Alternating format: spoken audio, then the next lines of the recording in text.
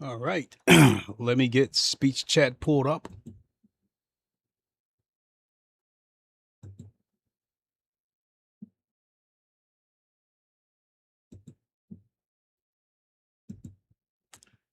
All right.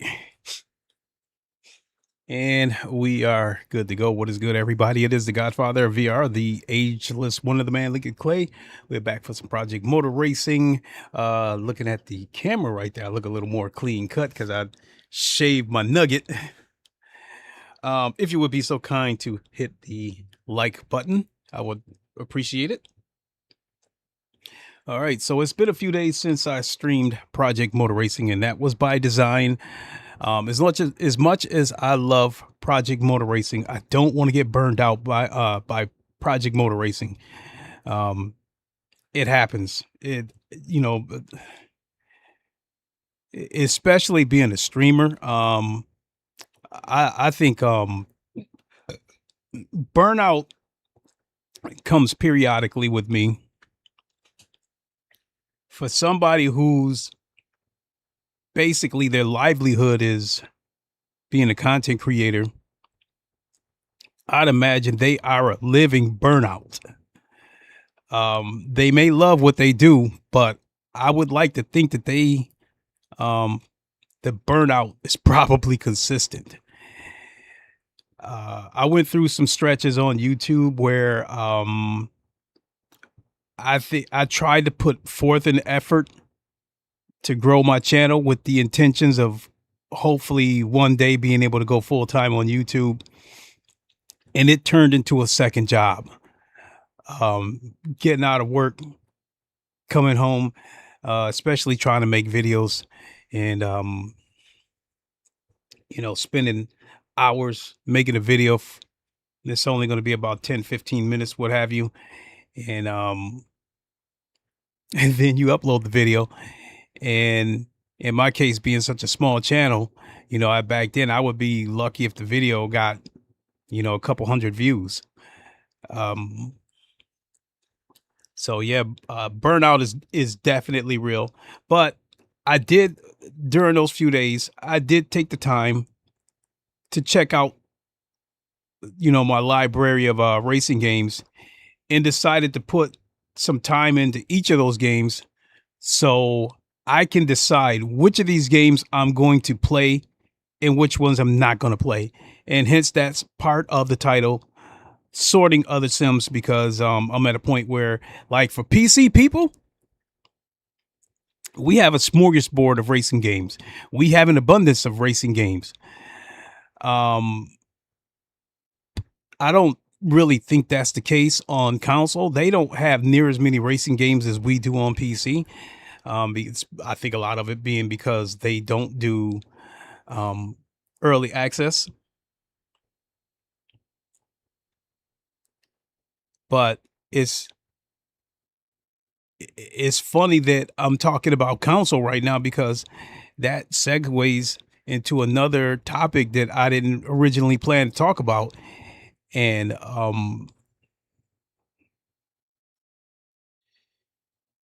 I was looking at some Steam numbers, and although Project Motor Racing, the numbers are getting better, I mean, I'd imagine it's still a long ways to go for the kind of numbers that they'd probably like to see. But I mean, Rensport, I don't know what their console numbers are. I'd imagine most of their numbers are probably coming from console, but the Steam numbers are wow. On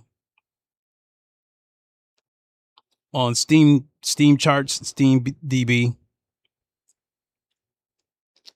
there was currently,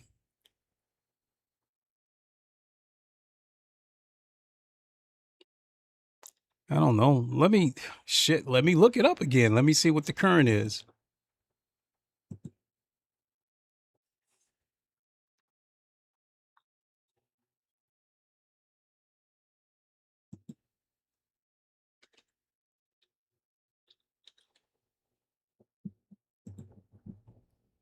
There are currently 22 people on Rensport, and looking at their charts, their 24-hour peak was 35 people, and their all-time peak 5 months ago was 306 people. So now we go over to Project Motor Racing.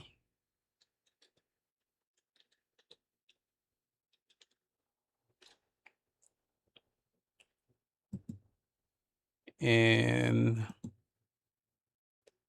there's 115 players online right now. That was their 24-hour peak, and their all-time peak was almost 2,100 about 5 months ago. So yeah, that's quite a ways to go. But I still think Project Motor Racing is in a much better spot than it was. Um, After it was beaten to death when it first launched. Um, and that hence brings me back to something that I said earlier about how Project Motor Racing will be recovery by 1,000 bandages rather than death by 1,000 cuts. So, um,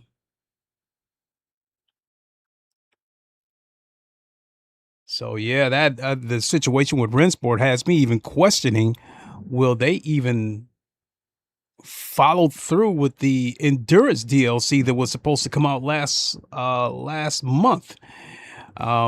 Let me see. Today is April 8th. In another week, we will be halfway through the month of April, and we haven't gotten a date yet from Rensport on when we're going to get the endurance DLC. So I don't think it.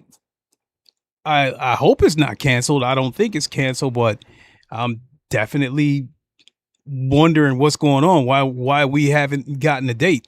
I mean, when it got delayed, they said it was going to come out in April, and here we are. You know, first week through April, and we still haven't gotten a date yet.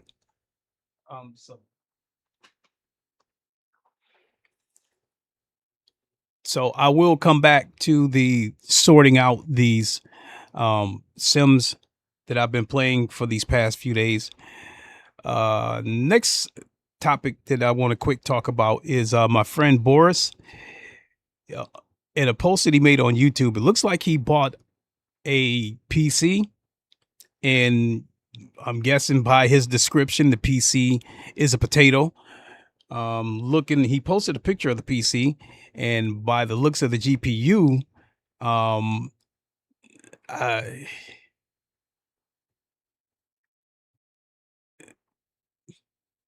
the GPU was a fairly small GPU. I don't know how new this computer is, or I don't know how new the GPU is inside that computer. But first look, I'm like, man, that looks like a 970 or a 1070. So he's gonna test it, and then you know maybe start doing some stuff in a week or two. So I'm wondering if the goal of this, like with me, when I go live, I try to put which computer I'm on in the title. So if you see 4090, I'm at this computer right here. If you see 3070, I'm at that computer in my bedroom. And this computer and my secondary computer with the 3080 Ti, I really don't need to talk that much about those PCs because they do what I need them to do, and then some. The PC in the bedroom is my workhorse. I use that PC every single day, and that is where my main concern is, because that's the PC that when I tell you guys ad nauseum about what I think you need as the lowest barrier to entry to get a PC that I feel would be future proof. I'm always telling you guys this is what I think you need. Boom, boom, boom, boom, boom, and that PC with a 3070 Ti. I've always tried to tell you guys that if you have no intentions of racing in VR, then a 3070 Ti would be enough as the minimum, in my opinion. But I always try to tell you guys that if you also want to race in VR, because I love racing in VR, and here's my Quest Pro. If you guys want to race in VR, I always try to tell you guys that I think that the minimum. Monk 4206 said, "I leave work at 5 today. I'll race with Yat." Okay, cool. I'll be on the lookout for you.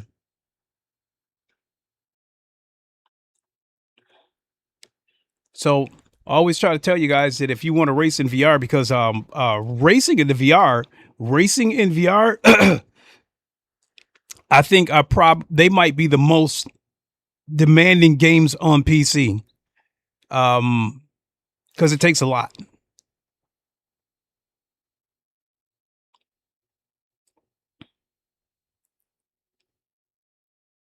I was looking at some of the racing games that I play, and then I went back to GT7. Now GT7 is a good looking game for what it is in VR, but I think as far as the assets goes, if they were to meet the PC games blow for blow, I'm not sure the GT7 would be able to run on the PS5 with PSVR 2. I'm not sure it would be.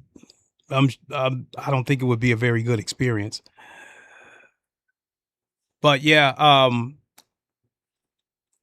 I guess speaking of that, my minimum PC in the bedroom with the 3070 Ti, I am in the process of upgrading that computer. I just bought a CPU on eBay. It currently has a i7 11700K, and I just bought a i9 11900K off of eBay.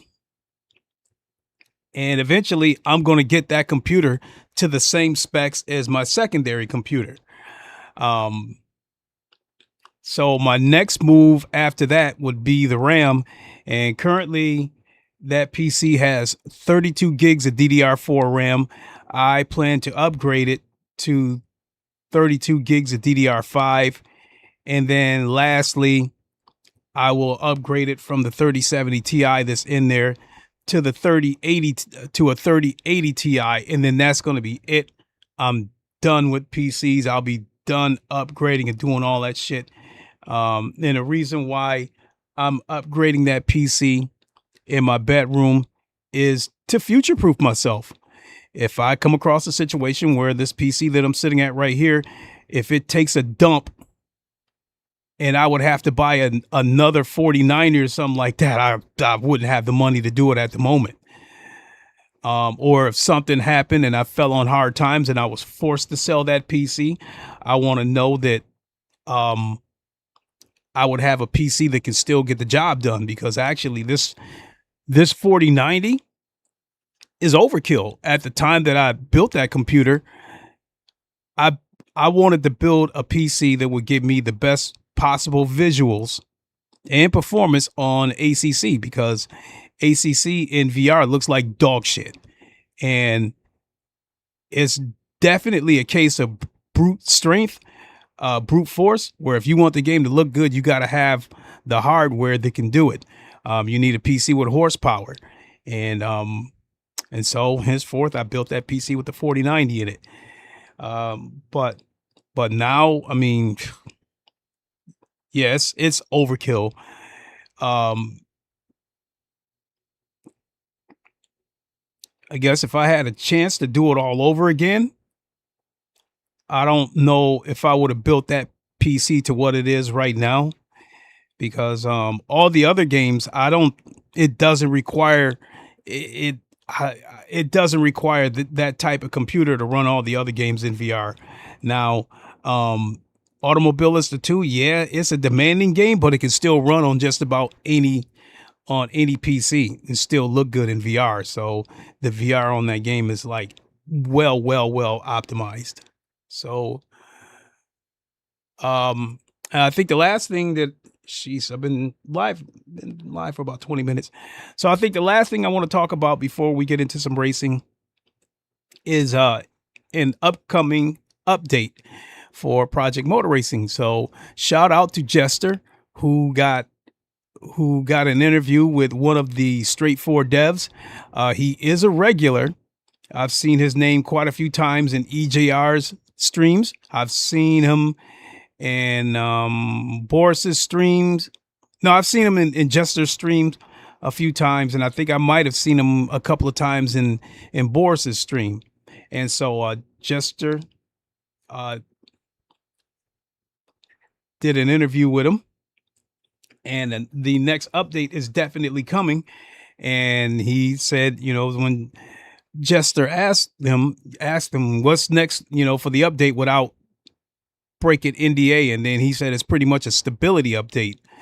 So as far as online goes with Project Motor Racing, I think where it's at right now is, we all know that it's a lot better than what it was at launch. But I think the things that are still an issue with it is occasional rubber banding. I don't see it that much, but I think it does happen with people that have a bad connection. We do see rubber banding. And I think the other thing that I see as an issue is ghosting. I think people that have a bad connection, they also turn into a ghost, which is cool. But I think the problem with that is that you don't know they're a ghost because the car is not transparent. Unlike say Project GT7 or Forza Motorsport, when a car ghosts out, the car becomes transparent. You know it's a ghost, so you know that you can drive through it. And I think in the case of Project Motor Racing, I think when a car ghosts out, I don't think you can see it. I don't think the car becomes transparent. So as you're approaching, you don't know whether the car is a ghost or not. So if you think it's a ghost and you try to drive through it, well, boom, no, it wasn't a ghost. You ended up taking them out and probably taking yourself out in the process. So I would probably like to see them do the same thing and make the cars transparent when they turn into a ghost. But that's not to say that they don't. I'm just saying I can't recall offhand whether they do or don't turn into a ghost. I can't really, but yeah, I think that would be a good idea. And the last piece, coming back to me sorting out these sims, as I said earlier, we've got an abundance of racing games on PC. And I think, since I took a few days off from Project Motor Racing, Project Motor Racing is pretty much the feature content of this channel right now. And it's definitely going to remain the feature content of this channel once we get VR support, because I know for a fact that I'm going to be streaming Project Motor Racing a minimum of 2 times a week once it gets VR support, once in VR, once in flat screen.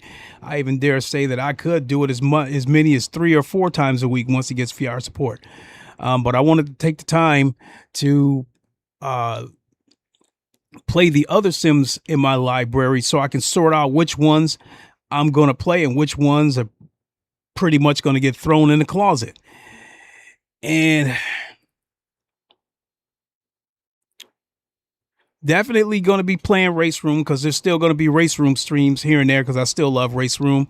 I still love Automobilista 2. My only issue with Automobilista 2 is that it doesn't have in-game rank races. I guess that's supposed to be somewhat solved, because I guess there's supposed to be low fuel motorsport integration. And yeah, I think that might be it. I think with I can almost certainly say, as far as streaming goes, you guys probably won't see me stream Forza Motorsports again. I gave it the old college try, and I just don't like the way the cars handle on that game. They're too twitchy in the front and too loose in the back.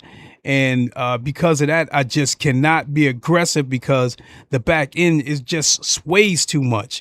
And that puts me in a position where every single lap, I'm trying to fish for stability with the car.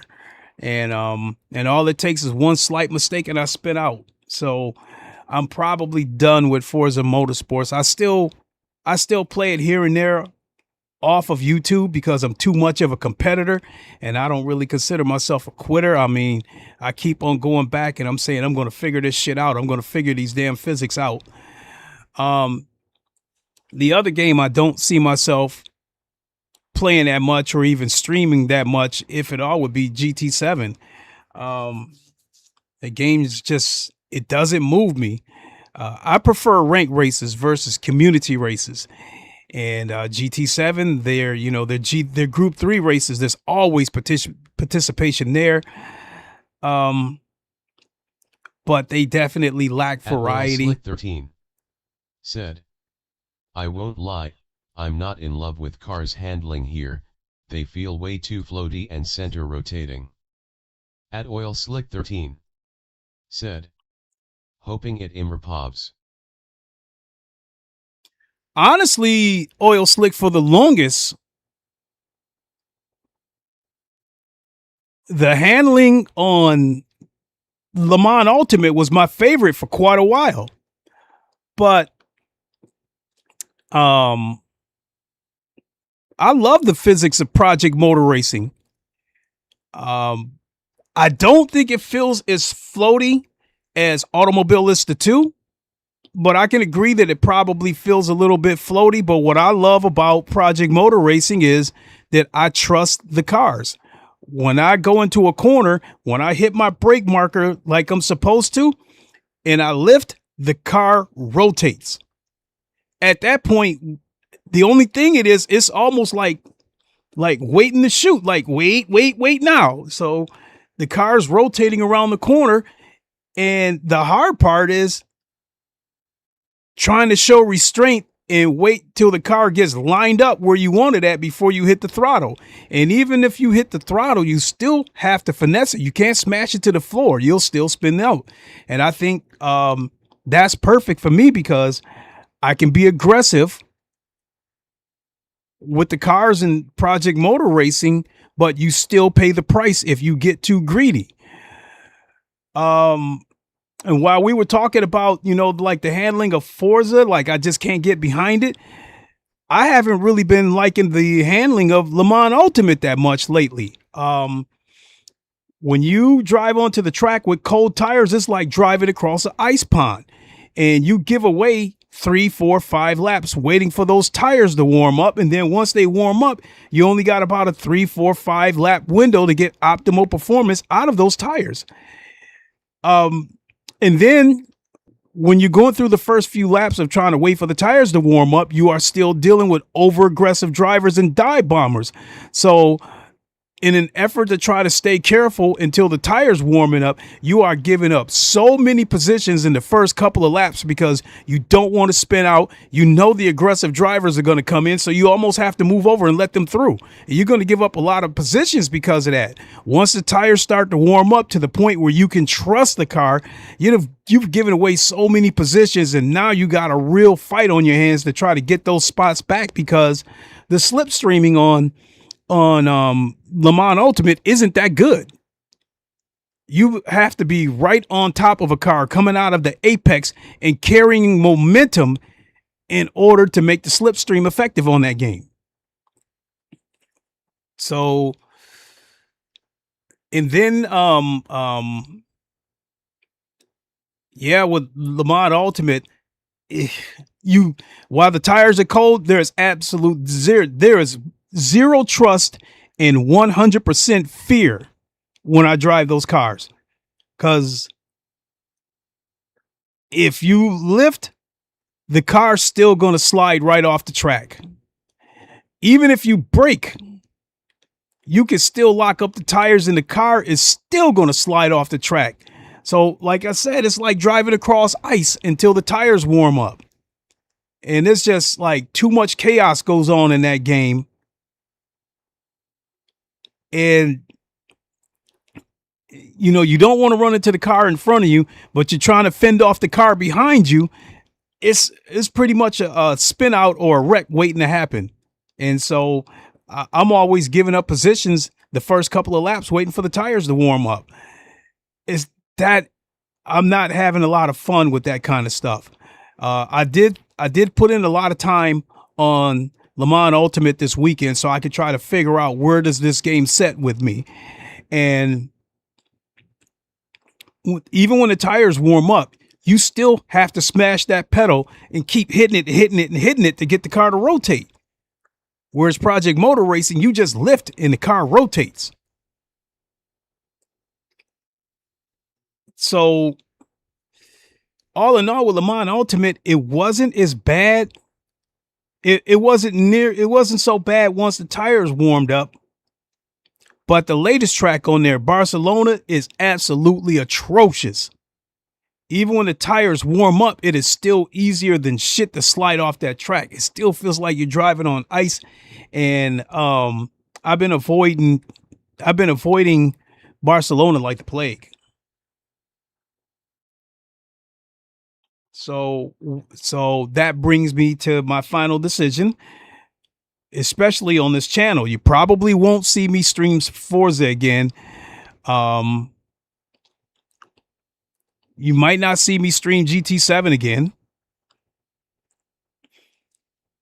there won't be all that many Le Mans Ultimate streams. There might be Automobile Lister 2 here and there. Race Room, I keep saying I'm going to do it, but I want to do at least one stream a week with Race Room, and then that brings Project Motor Racing to the top, which that at the moment is the feature content of this channel. And again, once it gets VR support, I definitely promised that I'll do 2 streams a week, one in VR, one flat screen. And this game, I think since launch, this game has gone further. I think it's taken one step forward versus a 2-step forward and 1 step back. I think it's taken 1 step forward. One last thing that I wanted to say about Project Motor Racing, and I promise we'll get into some racing after this. I originally felt that doing a full launch on Project Motor Racing was a bad move, and people talk about how this game should have stayed in early access and it should have only been on PC while in early access, and it shouldn't have came to console until it was ready. I originally agreed with that sentiment, but not so much anymore. And I say that because I think Rensport is Exhibit A. Rensport is a game that spent... At Noodle 14 said, IEO Lincoln Clay VR Victory Hand Medium Dark Skin Tone. Hey, Noodle in the house. 14 Ain't no stopping this said, train. Whoa! I hope all is well. Folded hands medium dark skin tone. I'm doing pretty good, man. I hope you are too. You know, and I got to go back and finish watching your interview with Viking King. I got to go back and finish watching that. I was checking that out. Yeah, folks, Noodles in the house. Go check him out. He's on YouTube. He does a lot of GT7, and lately he's been doing some Le Mans Ultimate. So definitely go check him out. So coming back to what I was saying about the situation with Rensport, Rensport spent a couple of years in early access on PC, and I think it still had bugs along the way, and the bugs I think had never really been 100% sorted out. And then they went crossplay and introduced consoles, and I think it introduced the game into another set of bugs. So if you were on PC, you've probably been going through 3 years of them trying to sort out these bugs. You sat for 2 years waiting for them to sort it out on PC, and now that they got consoles involved, it sounds to me like they might have a whole new set of bugs that they're dealing with.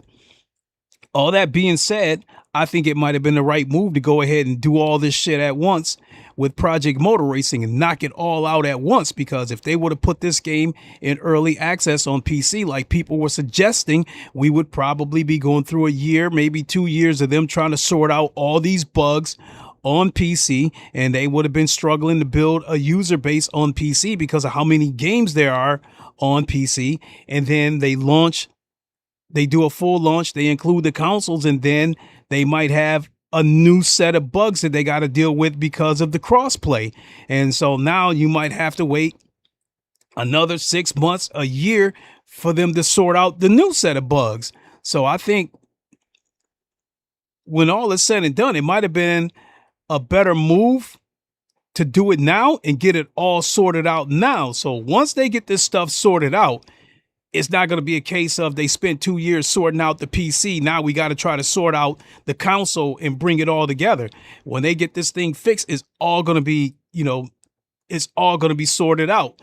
And I think as of right now, I think EA is probably the only... 14 said, thanks for the shout out and well said, my brother. I like your take on the subject. Hey, thank you. Appreciate it. I think as of right now, I think EA might have been the only ones that have done the crossplay with minimal bugs. I mean, like they have Star Wars Squadrons, which is just phenomenal, and no real bugs on that game. It's cross-play with a console and PC, and it has VR support on PC and on the original PSVR on the PS4. And then there's their F1 games. They also have crossplay, and they run pretty good. Now, to be fair, the last couple of years that the F1 games have come out, there have been bugs at launch, but they got those bugs sorted out, at least from where I'm sitting. And it seems to run pretty good on both console and PC. So yeah, that brings us back to Project Motor Racing, that I think once they get this all sorted out, the whole thing will be sorted out. Not the PC first, then the console, then bring it all together. It's all going to be sorted out at once. So, and they've made a lot of progress. So I think that's all I got, folks. Let's see what we got in the lobbies. Oh, shit. Oh, wait a minute. We got a new round of daily races. Oh shit, let's register for this GT3 Cup. I currently have 78 points. At the moment, I am ranked I'm tied for 173. Yeah. Let's do it. Let's register. And let's go on to my trusty Porsche.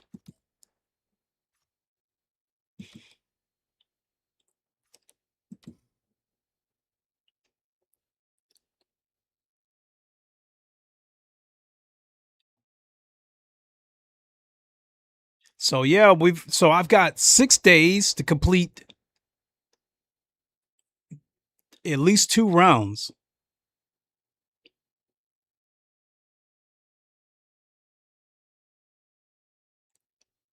And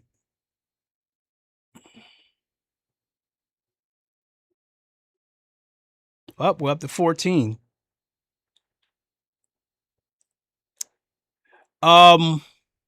With San Marino, otherwise known as Imola, that's one of the tracks where I don't encounter as much shit as I would say Monza or even Spa. Damn, those registers is coming in. Okay.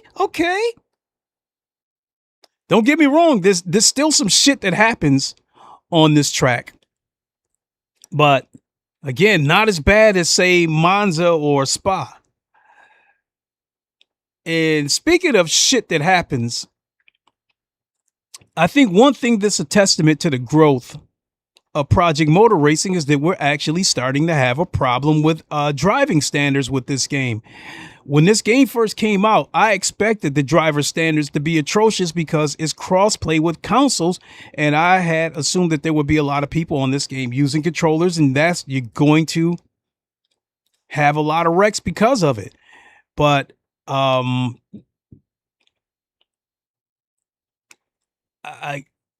think what I'm seeing now is over aggressive drivers, like I see on Le Mans Ultimate and any other game. Over aggressive drivers is just they taking ill-advised chances.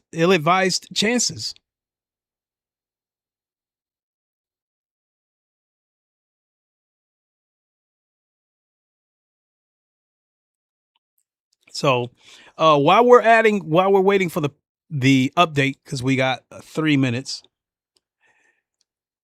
One more thing I want to add about the upcoming update.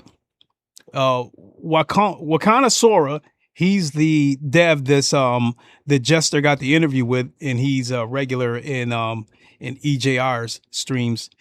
He said it was going to be a stability update. What I'm actually hoping for is a performance update, because as Kevin Bolin stated, that they were trying to cheapen the CPU usage. Each update that optimizes the CPU brings us one step closer to VR support. So with the next update, I'm wanting more performance optimization than online stability. I think the online stability of this game right now, although it's probably not on the level of Le Mans Ultimate, is definitely made strides since launch. And I'm at a point right now where I mostly trust what I'm seeing on the game, on the track. And now I just want the performance optimizations, because again, the more they can take the load off of the CPU, the closer we can get to VR support, because you know the VR is demanding. A built from the ground up VR game, especially if it's got like PS1 graphics, is not going to tax your PC that much. But a racing game in VR, especially trying to make it look exactly like what it does flat screen, that is demanding, because you're damn near, you know, rendering the game twice. So that taxes the shit out of a PC.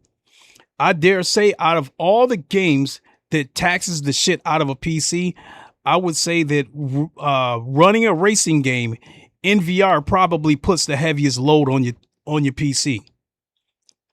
Because you're trying to make that entire world, that track, the stadium, the fans, you're trying to make that run anywhere between 90 to 120 frames per second and still be able to look around. So as you look around, you know, the angles are changing, but you still need to maintain the same frame rates.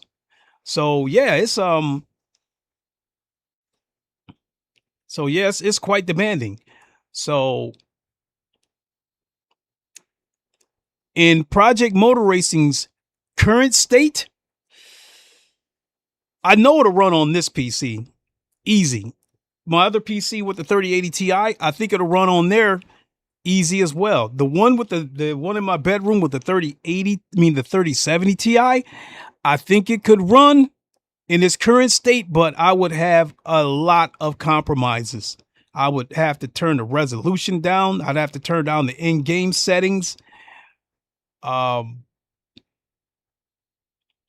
I might even have to turn the frame rate down. I might have to cap the frame rate at 80 or even 72 frames, which I prefer 90 native frames because it is so smooth.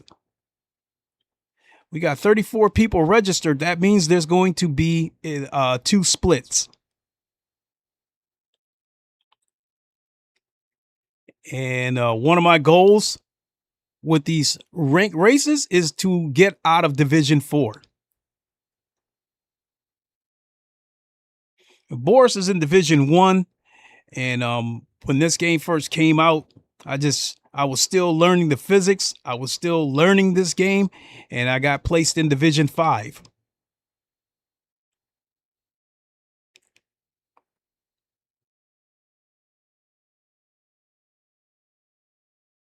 I think today I'm going to wear some different gloves, at least for this first race.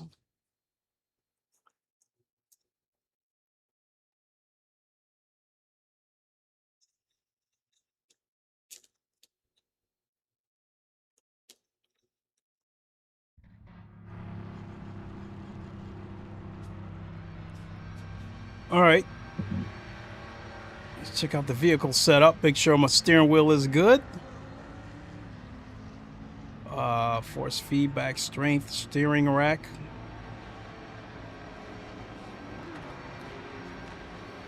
Cockpit setup. Seat position. Yeah, we're good on that. All right. At Middle 14 said, I've been thinking about adding this game to the rotation for one day. I would definitely welcome that. From the standpoint of wanting to see this game be successful, we need as many content creators as we can on board.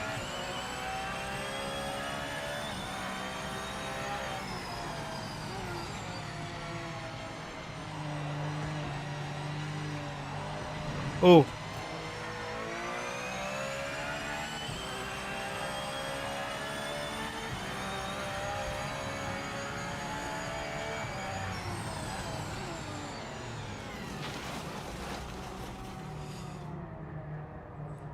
I did not like that oscillation.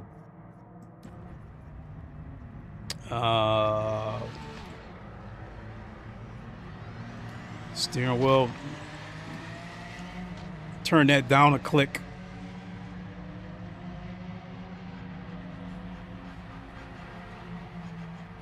Because it was way too twitchy.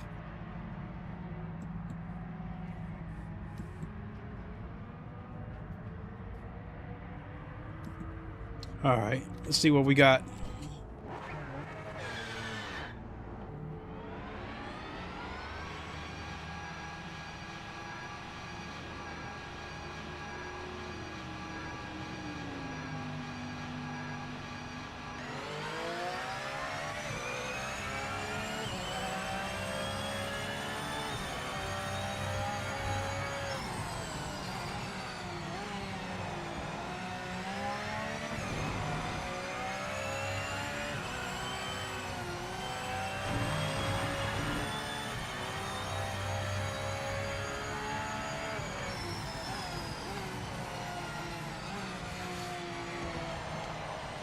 At Graham Gomez said, "Yo Lincoln, how's things?"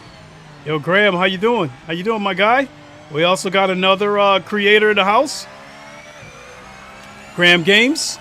Go check him out. He streams GT7 on PSVR 2 as well as Project Motor Racing.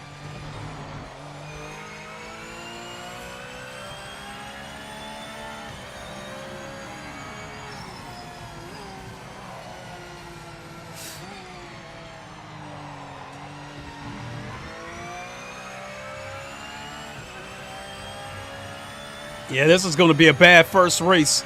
I mean, it's been a few days since I played, so I gotta get used to it again.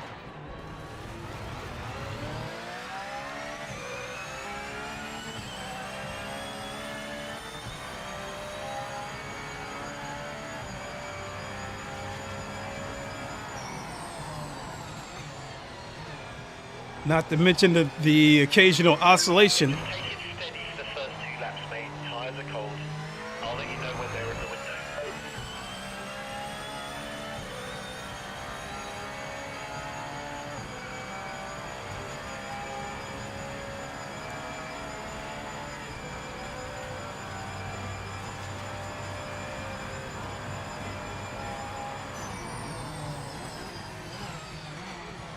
Oof! At Graham Gomez said, "Try turning strength down. I think I use 0.92 or 0.96 with the Porsche." Well, the big problem has been the cloud saves. So whatever my PC in the bedroom, I've got a Logitech G923 connected to that one, and it doesn't have near as much torque. So I'm always turning the strength up. But then when I jump back to this PC, those saves seem to carry over to this PC from the cloud saves.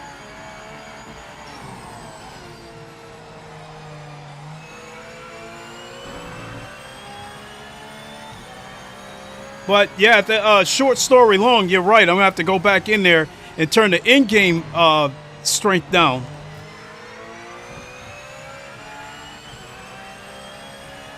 So let me register a lap first. Then I'll go in there and turn it down a little bit.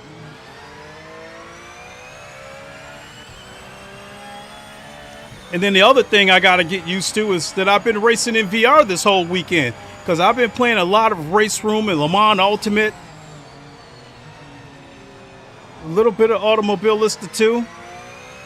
And even some GT7 on PSVR.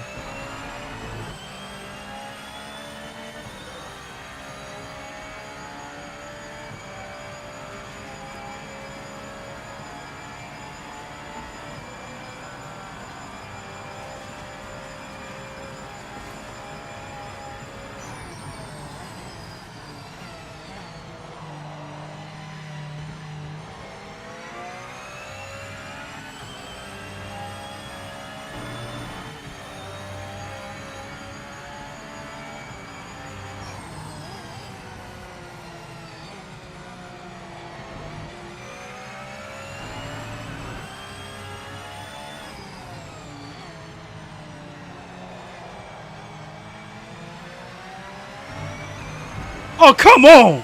At What the Graham hell are you Gomez doing? Said. Yeah, the in-game spram. At Graham Gomez said. Okay, When's the update coming? Damage to the splitter.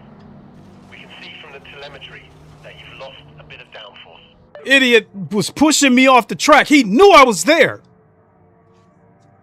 As a matter of fact, he closed in on me. This is the over-aggressive shit. That was blatant.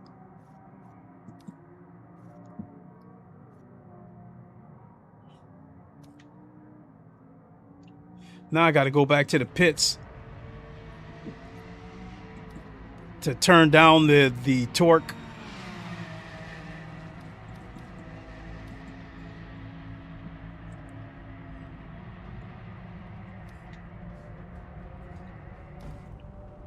That was absolutely blatant.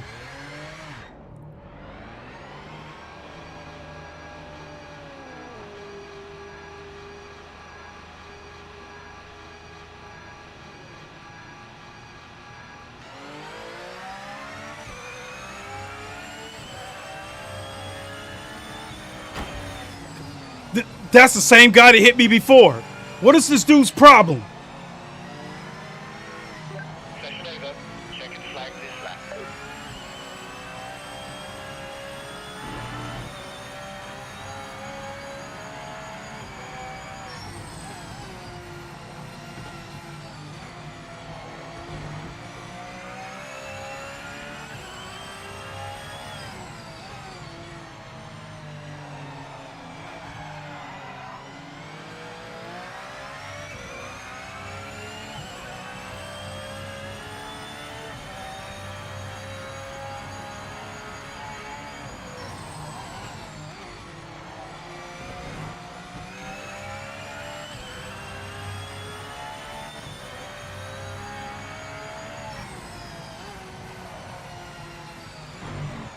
You know what? Let me check the standings.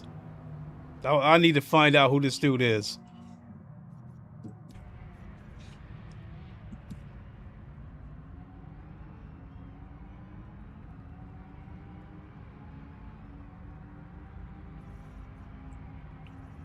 He is an AMG. This Bullet might be him.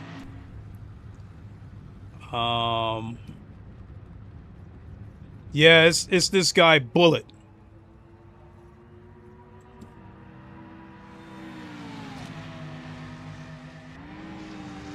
We're going to have to work on our one lap pace moving forward. But let's see what we can do in the race. That's where the points count.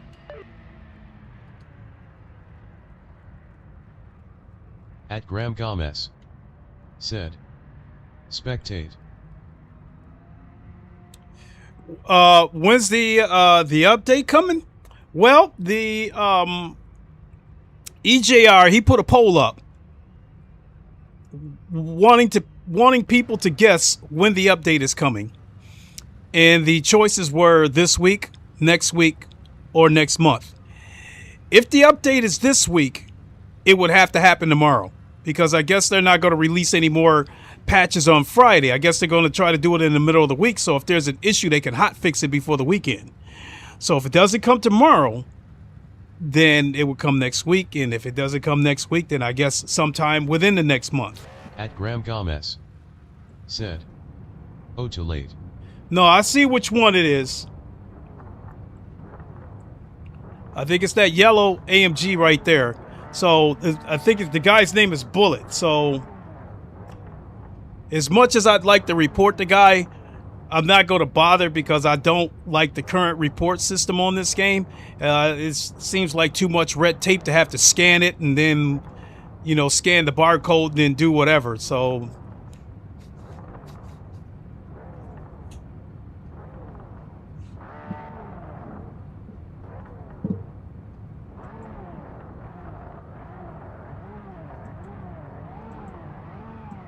Radio check.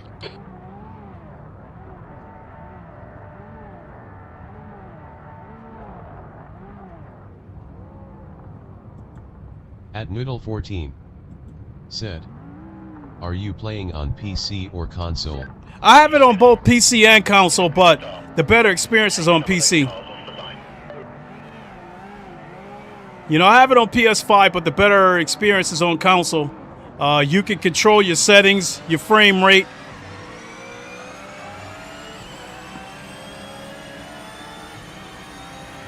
And the response time is a little bit faster on PC. Ram Gomez said, yeah, I got a few disconnects on Monday when I was trying to do some ranked races. It's the first time I've had that many disconnect.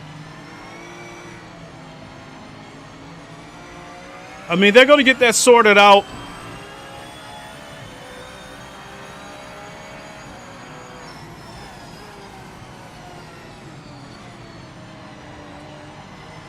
There he is. Not seen that dive bomber coming from a mile away.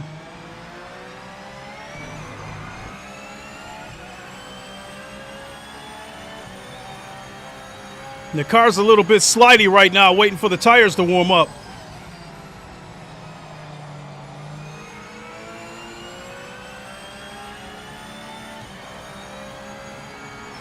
That bullet guy's behind me.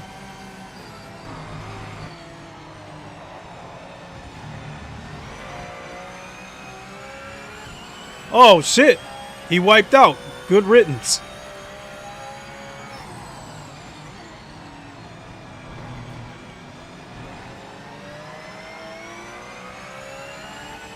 These guys are dive bombing like madmen. What the hell's going on?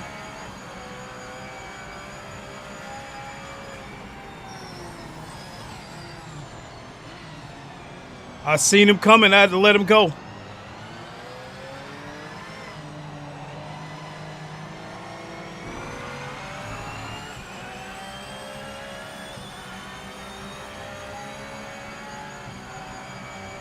So this is only the first race, so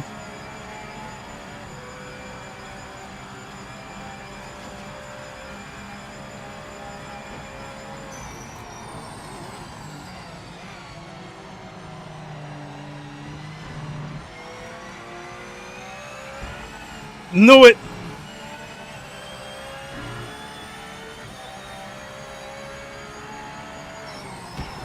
What the hell?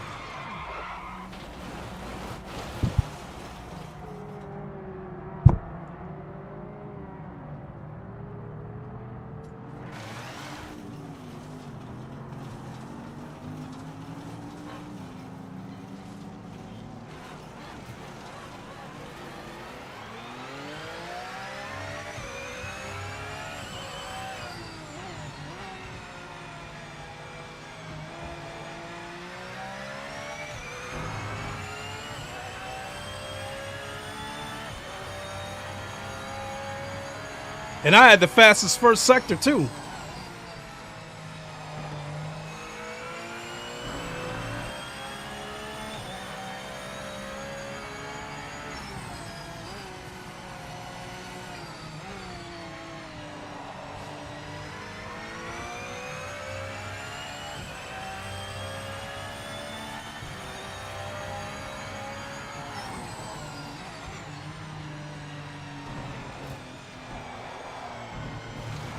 Oof.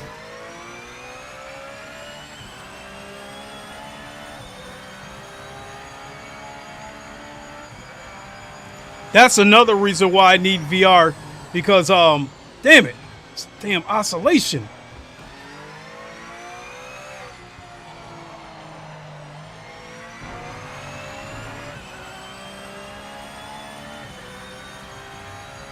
You can see the wheel twitching.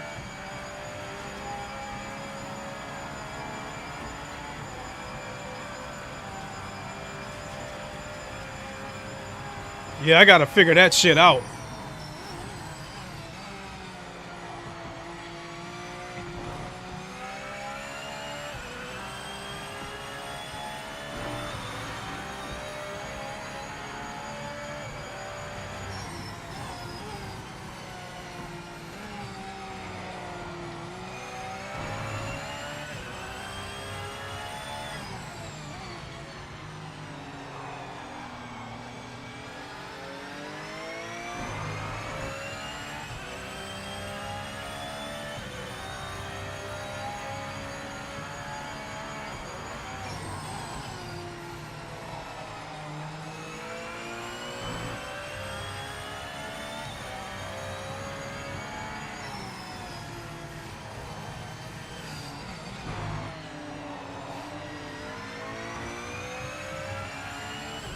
At DJJM09.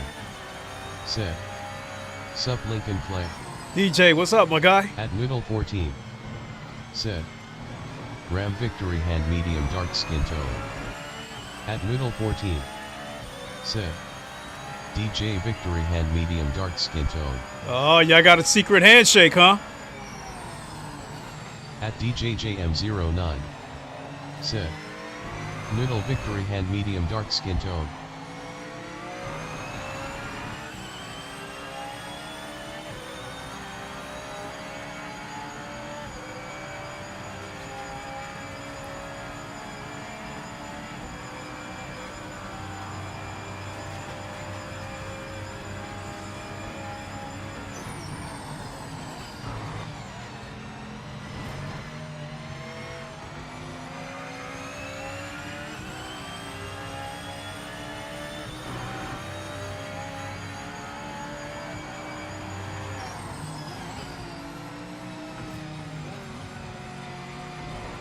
At DJJM09.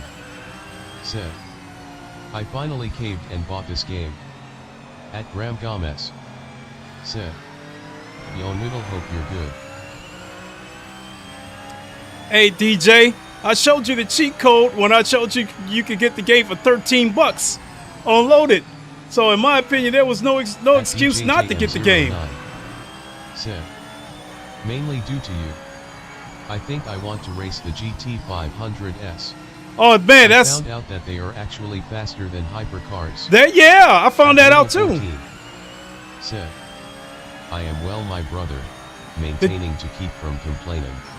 I guess in real life numbers, the GT500 EVO turned in faster laps at Fuji than hypercars.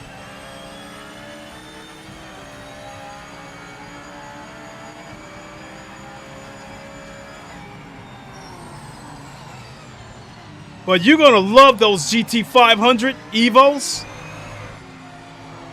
Those cars are they're so easy to drive, but they're so fast too. You are going to love those cars.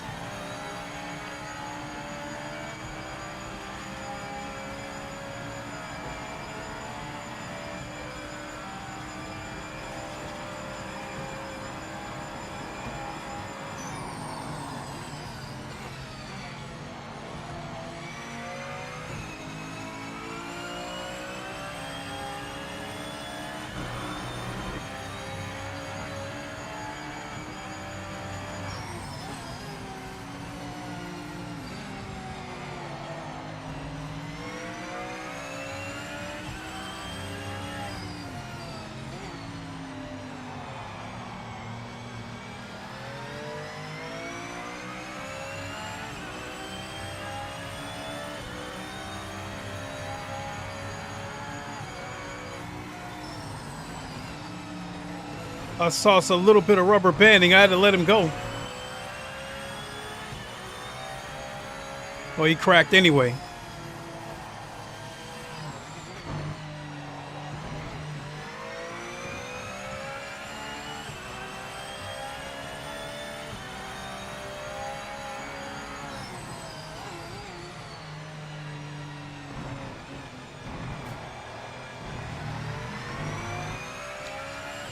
Fair warning, DJ, though. The GT500s are not part of the base game. It's DLC. You'll have to go back and buy it, but it's $10. You get 9 cars in a track. And I think a couple of the other tracks, you get alternate layouts of those tracks. So in a sense, you're getting 9 cars, and I think you're going to get like 3 tracks.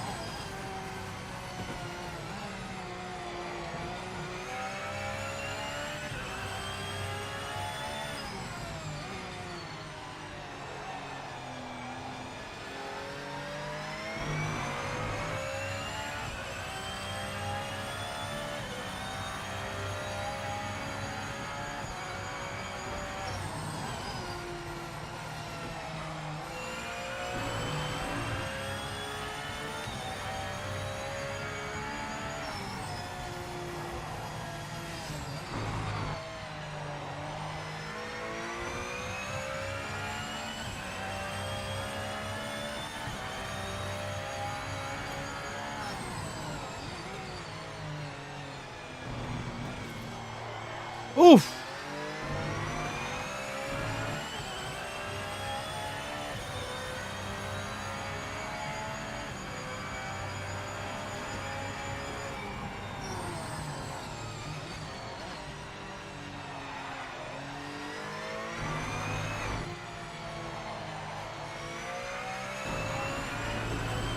Damn, I lost a lot of time. At JanePunk7281 said, "Hey there, greetings from Germany." Hey, how you doing? Ain't no Germany in the stopping house. this train. Whoa! Yes, that's a point finish. Good job, mate.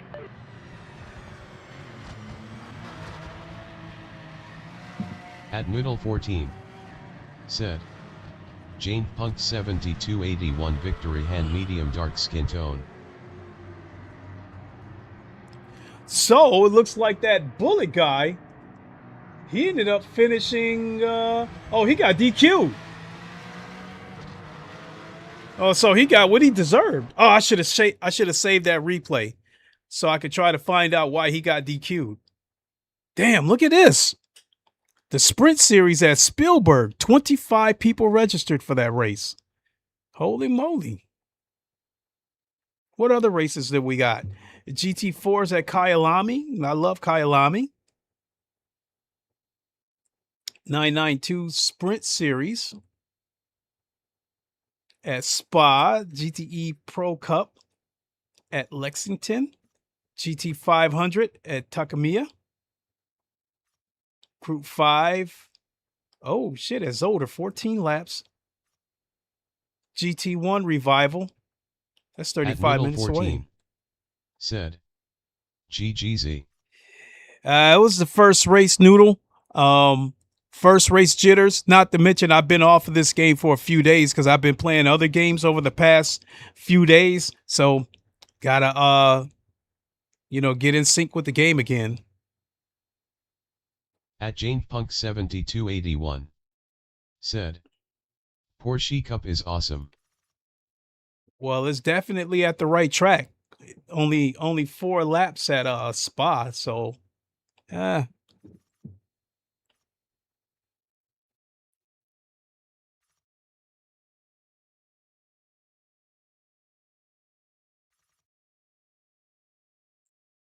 MX5 Sprint Series, it just showed 25 people registered for that race. Damn, look at this. Got 13 people already registered for the next GT3 race. Let's do it again.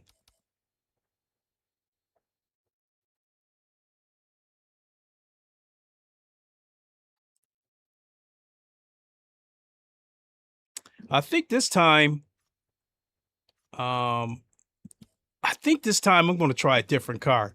The Porsche felt way too twitchy. So I think this time I'm going to use the Acura.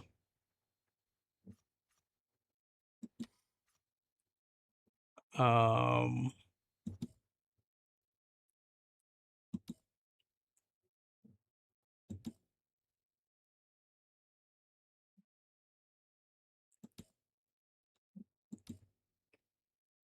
mean, I love this one, but it doesn't look like a race car. It looks like a street car. I want the endorsement stickers. I want it to look like a race car.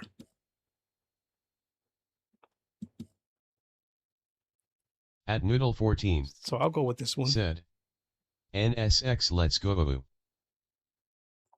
The NSX, from my experience with the NSX, like all the GT3s on this game handle great.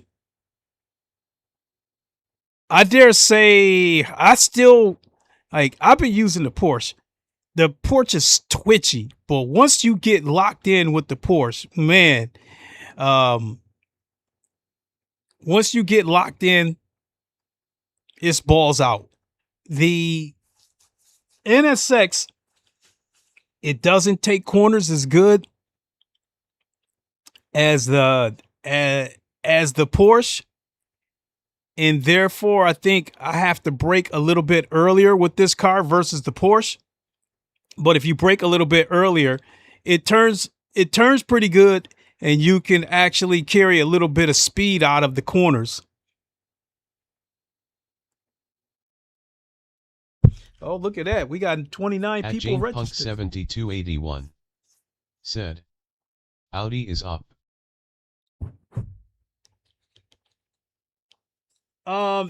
Yeah, I think with the GT3s. Oh yeah, the Audi being OP. I don't know if they nerfed that car or not.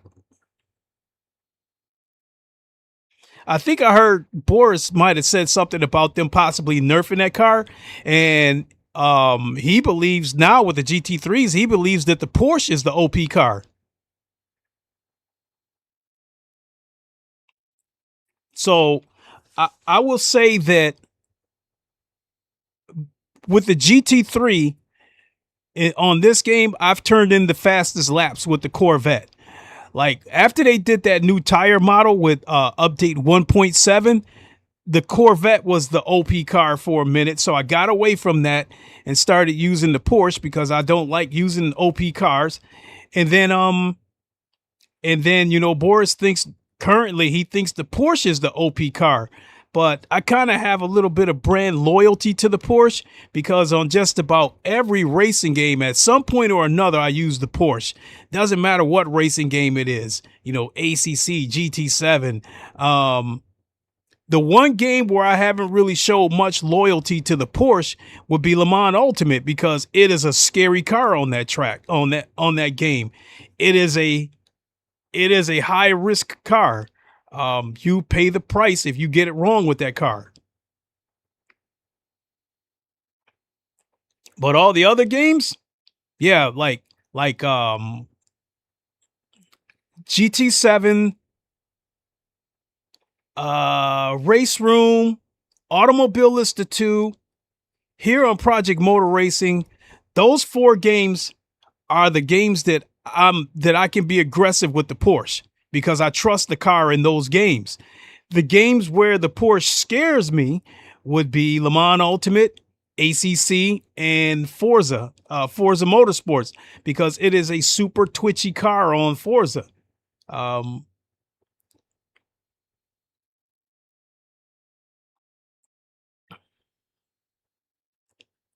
So if the Porsche in real life is anything like I've seen on some of these games, I have a tremendous amount of respect for the guys that can drive that car.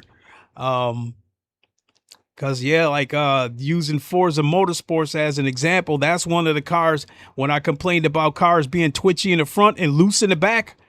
That's the car that I'm referring to on Forza Motorsports. On Le Mans Ultimate, the car is kind of understeery, but if you overturn the car, it's going to start to go sideways and it's hard to save it.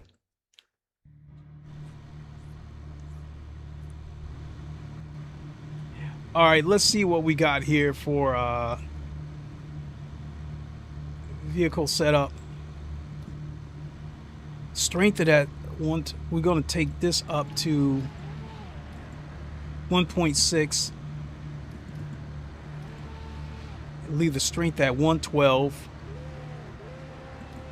You know what? And I haven't even gone into the I haven't even downloaded anybody's setups yet. I've just been doing all this shit with the default setups. So I probably need to do that too. Cockpit setup. Seat position. At Shaolin 4206 said, I'm coming. All right, let's go. Let's go, let's go. Let's go, Mr. Monk. Ain't no stopping this train! Whoa!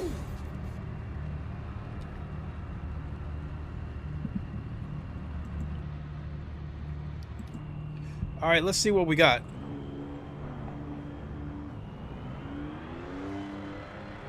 Also need to see my hands too, because that's a VR thing. I gotta see my hands. I can't drive a car with no wheel there. It bugs me. I gotta see the wheel and I gotta see my hands on it.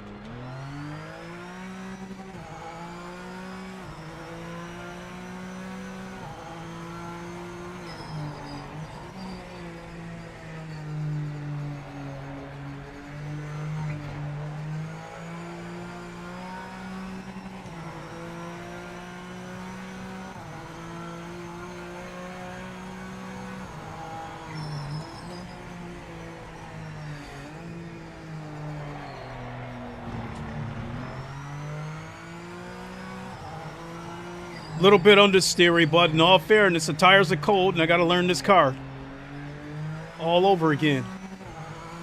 But the rear of the car feels a little bit slidey.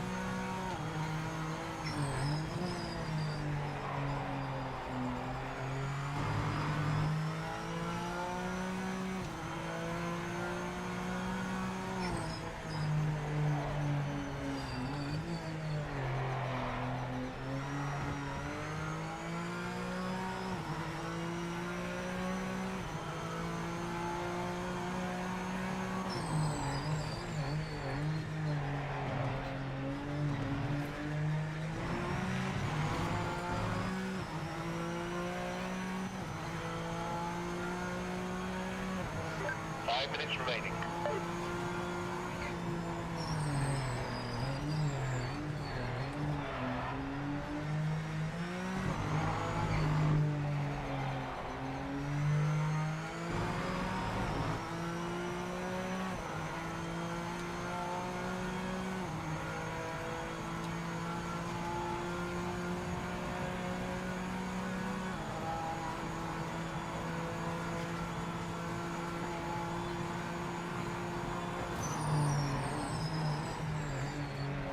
At Entratavio Lima Silva said, "Hey brother, I'm here in Brazil following your success.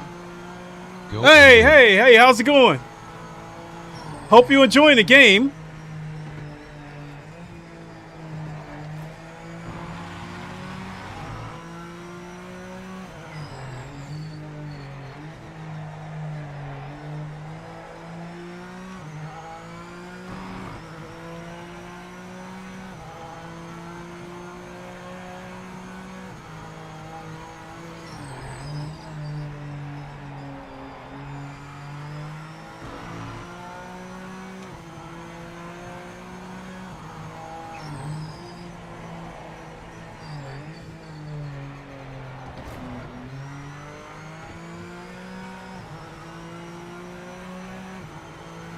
I gotta figure this chicane out all over again.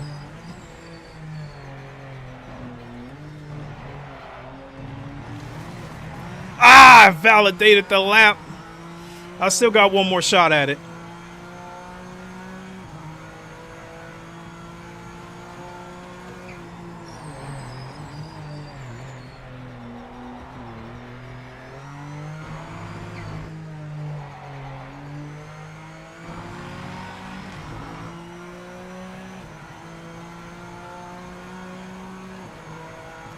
Yeah, this Acura feels a little bit understeery, but at least I'm not feeling any oscillation.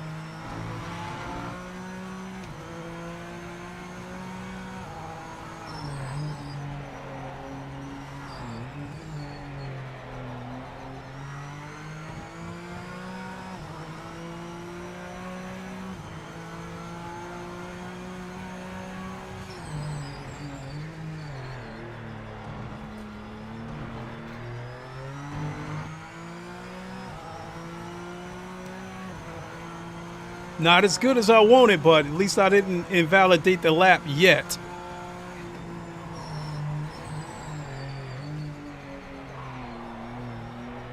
At JanePunk7281 said, "And it feels even better with proper FFP settings." Yeah.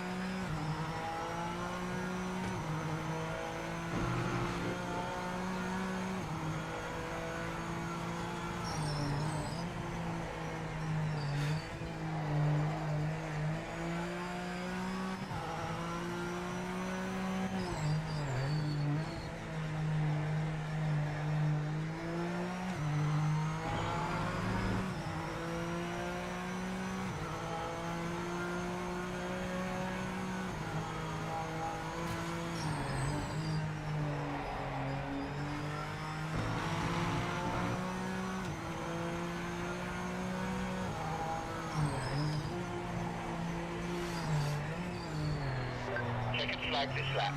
Wrap it up.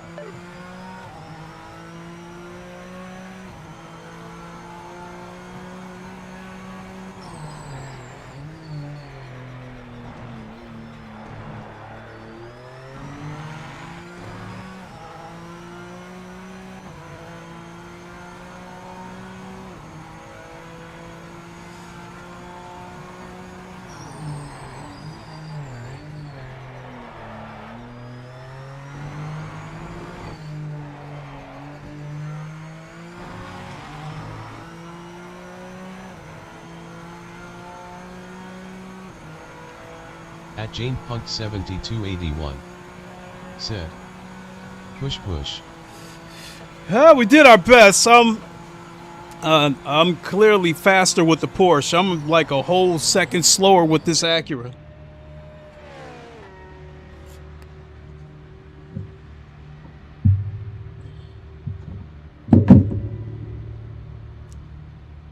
So let's go to vehicle setup and see if any of these.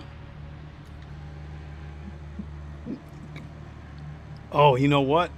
I don't think I downloaded any setups for this car. All right. Guess we just have to go raw then. So, but in the meantime, let's go Voltron Force.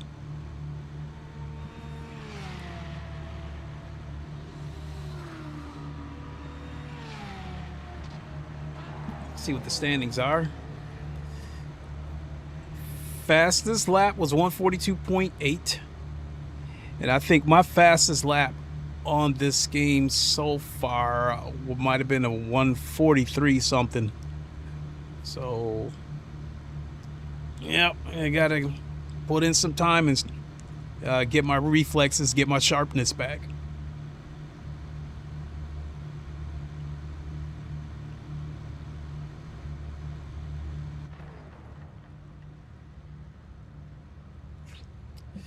Only thing I'm going to do here, vehicle setup, is I'm going to turn the wheel up one more click.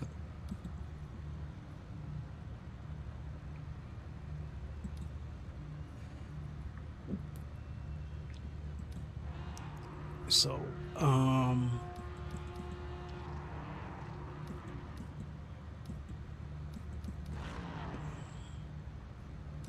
this up.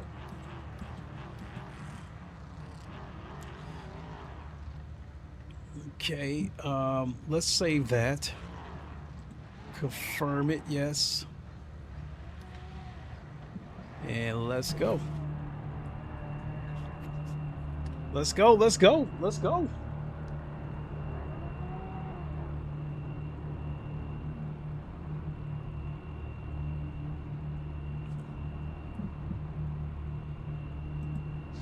Let's get a good launch. Focus on those lights. Let's go.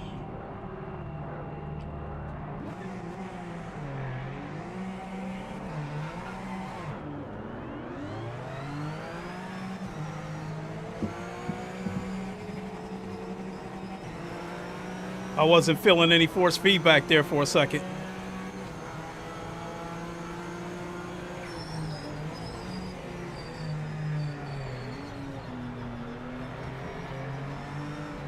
Oh my Lord.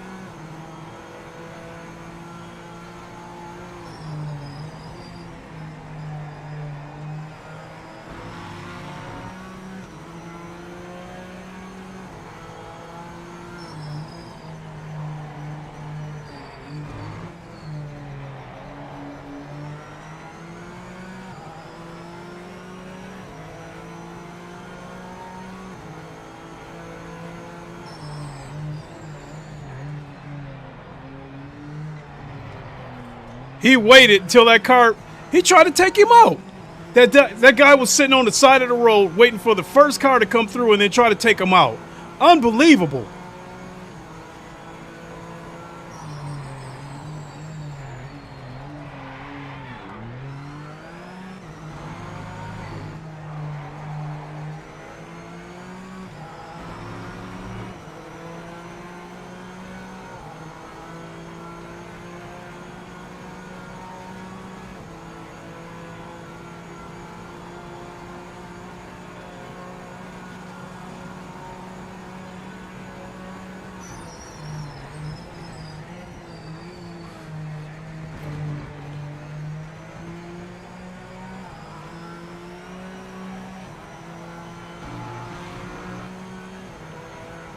He's gonna die bomb. I'm just gonna let him go.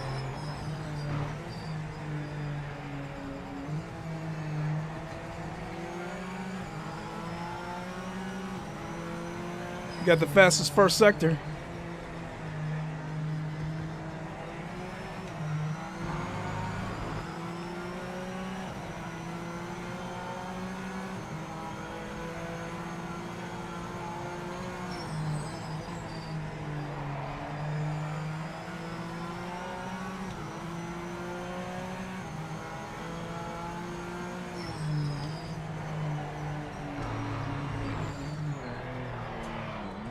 Oof.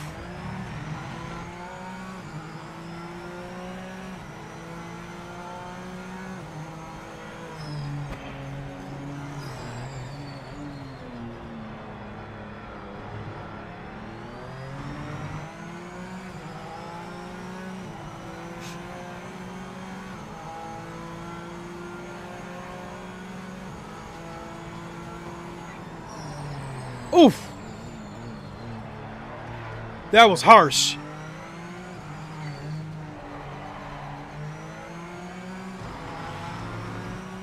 The car acted like it wanted to snap on me.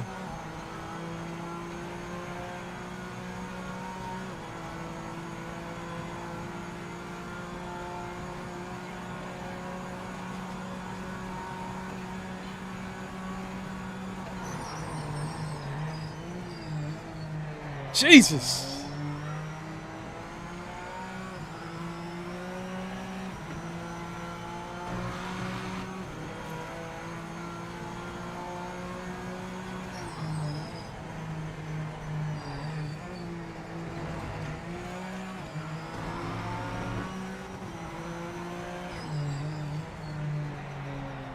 When you know it.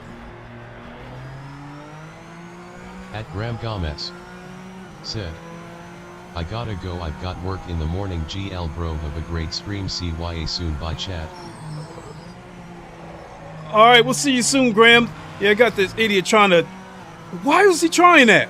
At middle 14 said, TC Graham folded hands, medium dark skin tone.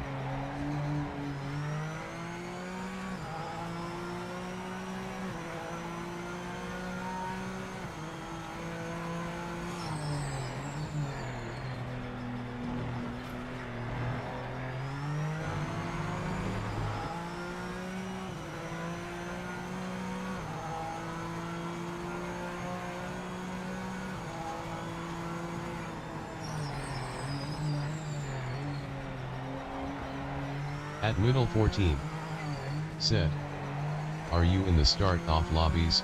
I'm not sure how the ranking system works.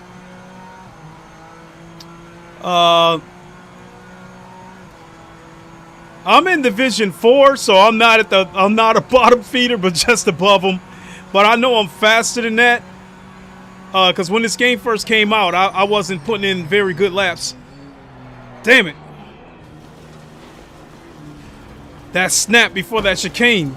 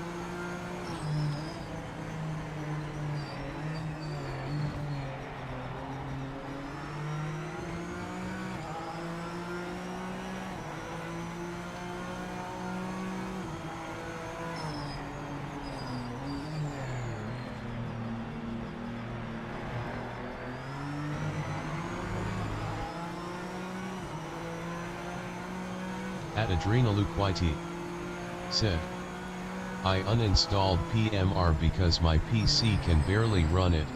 Sad face. Really? What you got? What's your PC specs?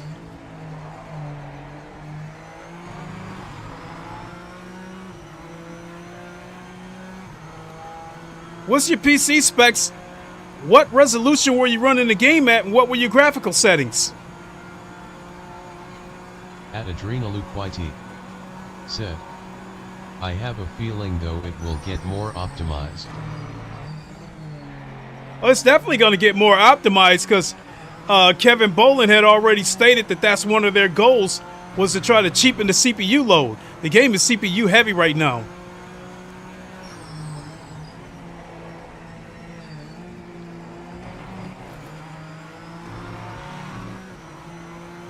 At Adrenaluquit said, yeah, I've even put it to the lowest graphics settings and it's getting like 20 FPS to 40 FPS most of the time. What's your graphics card? What's your CPU?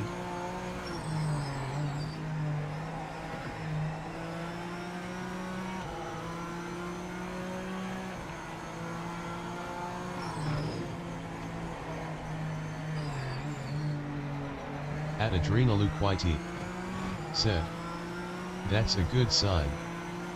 It sounds promising. That actually took a weight off my shoulder hearing that. Will that be in the next update? I'm hoping so. Because once they lighten the load on the CPU, that's when they can put the VR in.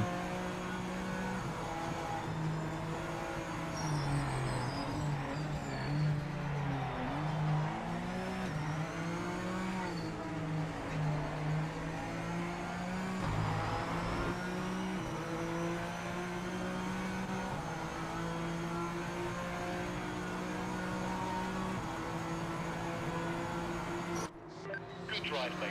You're in the points. I think I had the force feedback turned up a little too high for that car. At Adrenaluquit said, RTX 3070 and Ryzen 5 5600X LOL. I know it's not as nice as your stuffed grinning face with sweat. It's all I can afford. No. At 14 said, Adrena Victory Hand Medium Dark Skin Tone. Adrenaluke, that's one of the reasons why I do a lot of streams from my other PC in the bedroom. That has a 3070 Ti with an i7 11700K. And I run it at 1080p. At Noodle 14 said, GGZ. Hey, thanks. Oh shit, the next one is coming up. So I'm going back to the Porsche for this next one. At Adrenaluquit said, hi New, hi Graham. I think Graham already took off. So currently I'm 17th with a total of 160 points. So I know that's going to change. So I'm going to go back to the Porsche. The Acura, it felt good, but the biggest problem, oh shit. I think it's about to crash. It is, okay, I thought it was going to crash. At Adrenaluquit said, I'm going to try LMU again. I heard they changed the FFB. I really don't even, I don't even really pay that much of attention to force feedback.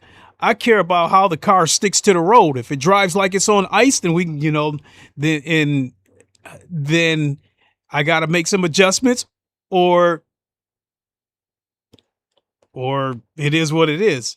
Now, coming back to your PC thing, I was saying with my lowest spec PC in the bedroom, I run that at 1080p settings. I run it at quality settings. I did have to turn down a couple of things, the volumetric fog and the clouds. I had to turn those down to medium. And then the other thing to keep in mind is that I also had OBS open. So there was a little bit of a load on that PC. But in any case, whenever I'm not streaming, I can get anywhere between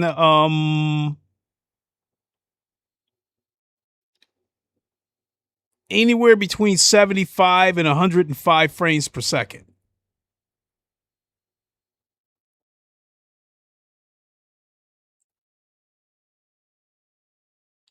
Now, if you look at those benchmark videos, there's not a ton of difference between the 3070 and the 3070 Ti. I'm wondering if if you might need to upgrade the CPU. Because I've got another CPU coming in, and I'll let you know, my CPU might be arriving as early as tomorrow. So I'm going to put it in. I'll put it in Friday evening. And then from there, I'll stream on my other PC and let you guys know what kind of performance that I'm getting. See how much of a difference it made. At Noodle14 said, LMU update FFB felt better for Logitech G Pro with the True Force edition. Honestly, to tell you the truth, Noodle, with my Logitech G923 True Force in the bedroom, whatever improvements I guess they added True Force support, but I don't really feel anything that made me say, oh, holy shit, I didn't feel that before. At Shaolin Monk 4206 said, I'm in this race, it may put us in the same split. If you're in Division 4, well, I guess yeah. If you're in Division 4, then it might put us in the same race.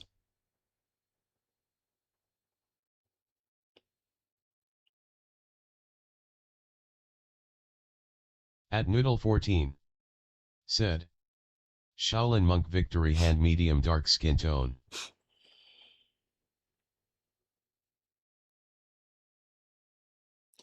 Yeah, the big thing that, like, when I was driving that NSX just now, the big thing that bugged me about that car was as I was downshifting, the car was acting like it wanted to snap loose as I was downshifting. So I had to downshift in a straight line. I couldn't downshift as I'm rounding corners, and that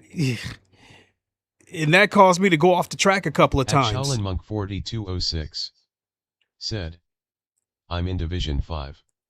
Well, we'll see what happens, because the user base on this game, Shaolin Monk 4206 said, what up LOL grinning squinting face the AI funny. I don't know if this game has built up enough of a user base yet to separate the divisions, so you still might be in there with me. At DJJM09 said, man, I need to stop playing and just actually race. I don't know why I always feel like I am not good enough to race. At Mariah Spielski said, I've tried the game in free weekend, and while I set it to run 60 FPS constant, game felt horrible still. At Mariah Spielski said, play like 24 FPS. Well, that has me asking the same question that I asked Adrenaluke. What are your PC specs? What do you got for a graphics card? What do you have for a CPU? And what did you have the in-game settings at? Did you have the in-game settings? Because if you set it to ultra, yeah, it's going to tax the shit out of your PC. Even if you set it to quality, there's still some other settings. 14 said, Mariah's Victory Hand Medium Dark Skin Tone. So even if you turned it down, even if you turn the in-game down to set it to quality, there's still some sub-settings within that you still have to turn down.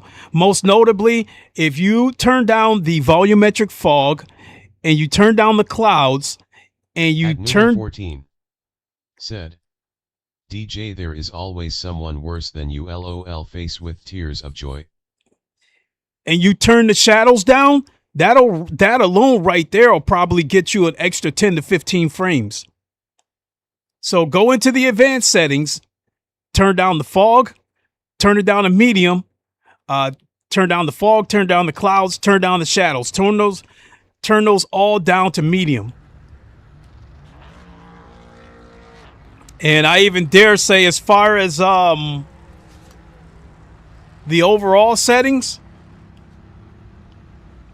I'd even go as far as to say you might even have to turn that down to medium. But if you keep it at quality, definitely go into the sub settings and turn down those settings that I just mentioned. Let's see here. Vehicle setup, steering wheel, because we're still trying to figure this shit out.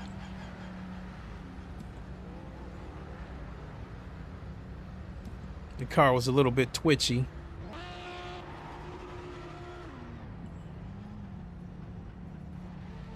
Let's see what we got here. At Shaolin Monk 4206 said, "We all in here." At DJJM09 said, "Middle true. I am just gonna race and stop caring." Hey, At DJ! Bielski said, "Game showed constant 60 FPS, so it should be smooth." At Middle 14 said, "4-leaf clover GL 4-leaf clover." Cool. At Mariah Bielski said, "I've tried different things, I'll just wait till they figure things out."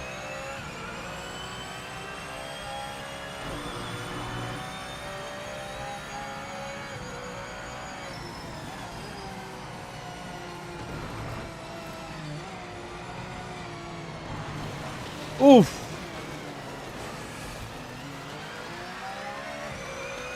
I was trying to get aggressive from the word go.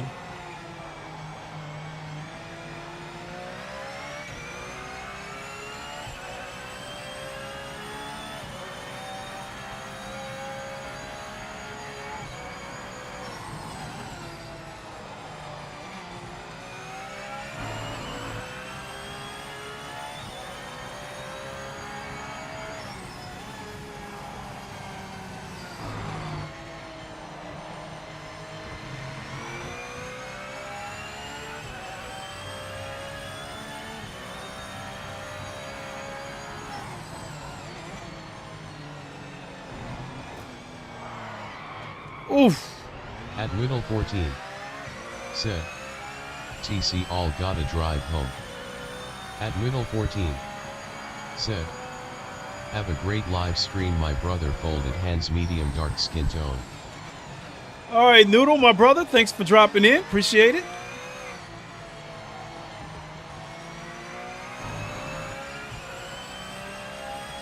Session ends in 5 minutes.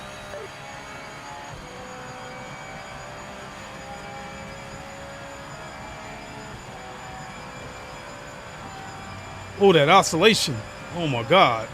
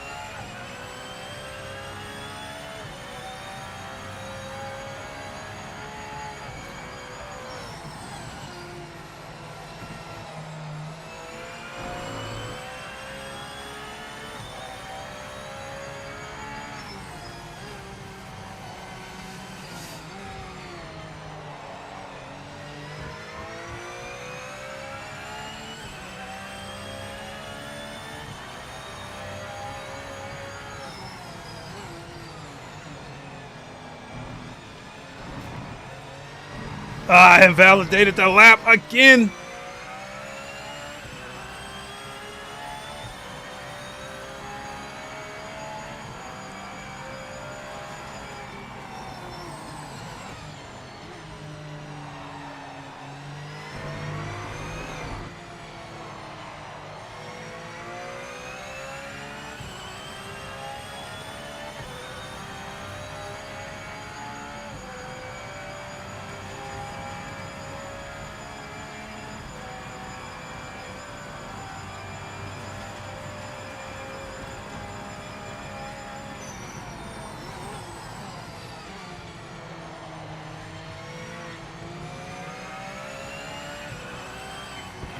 What an absolute idiot. He had to see me coming.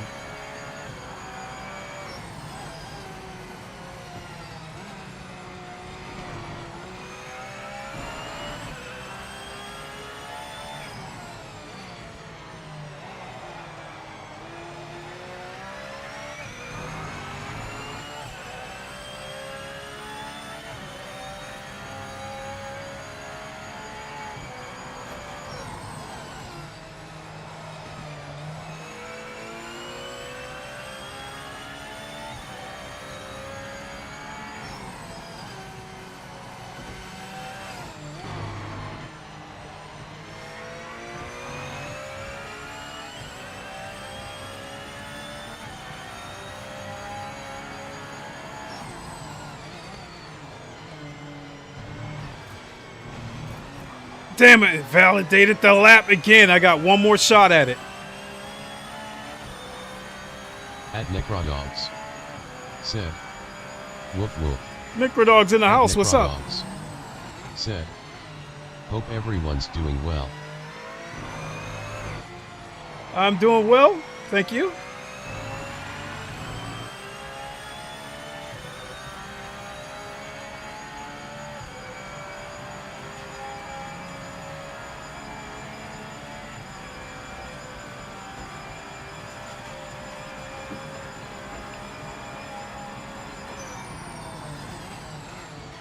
Ah!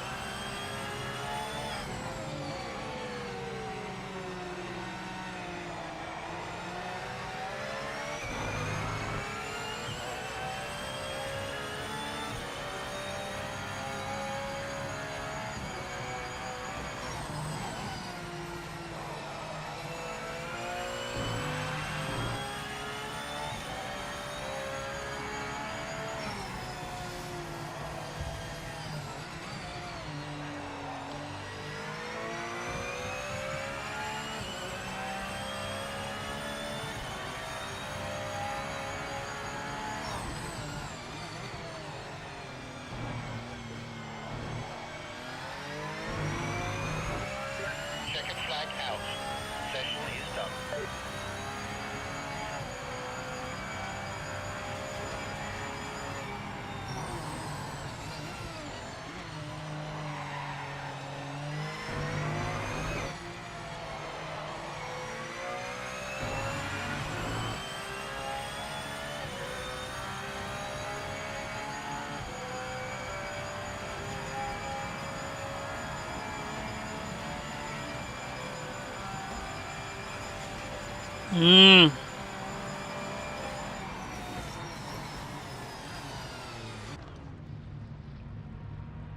Still didn't like that oscillation.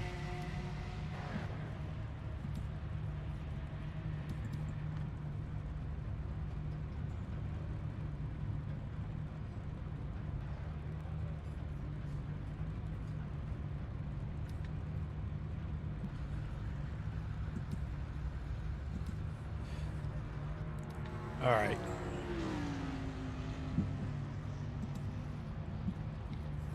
So currently I'm 8th.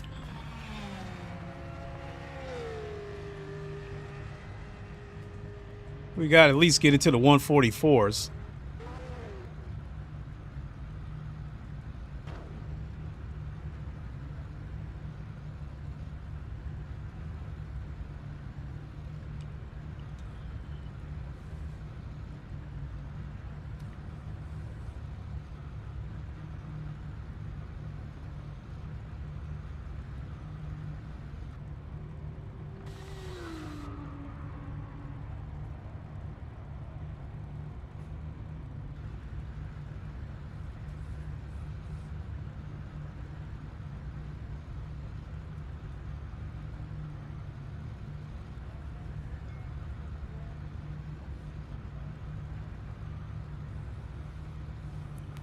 All right, looks like I hung on to 8th.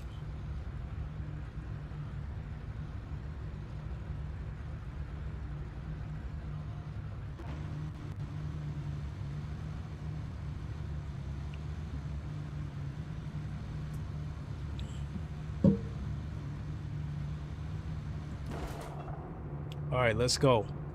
Let's go. Not only do I want to get into the 144s, I'm trying to aim for a podium.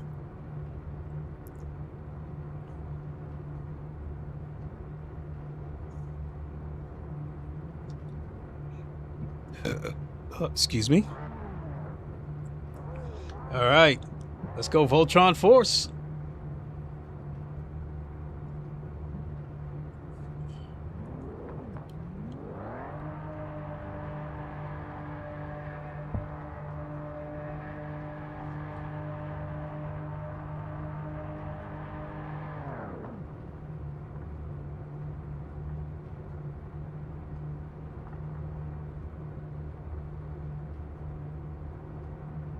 Let's get a good launch and overtake some cars.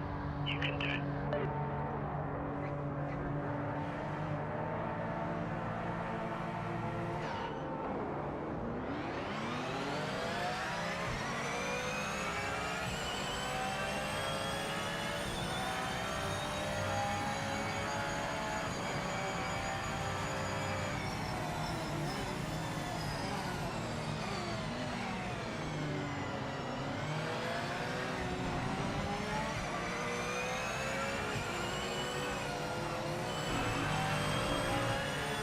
Ooh.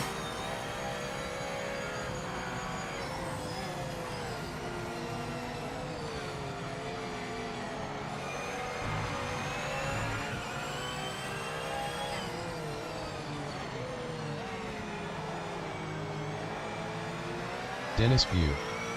Thanks for following. Dennis Pugh, thanks for the follow. Appreciate it.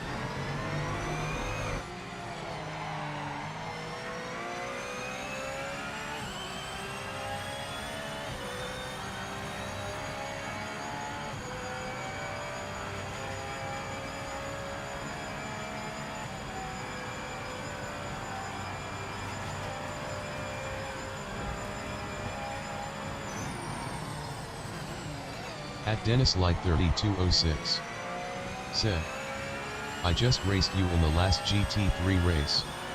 I've been watching your streams. Keep up the great PMR content. Oh, thank you so much. Appreciate it.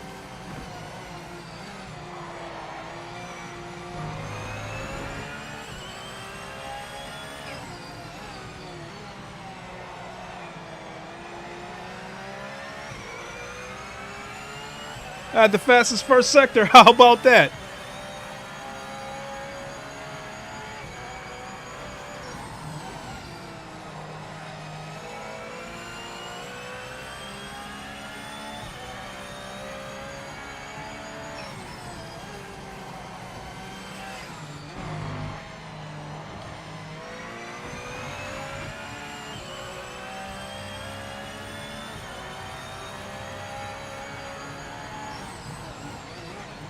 I'm slowly getting locked in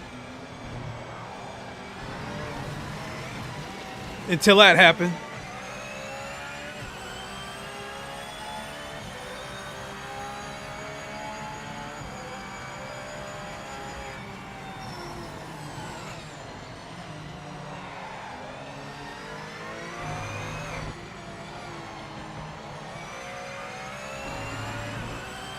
He must have had a penalty.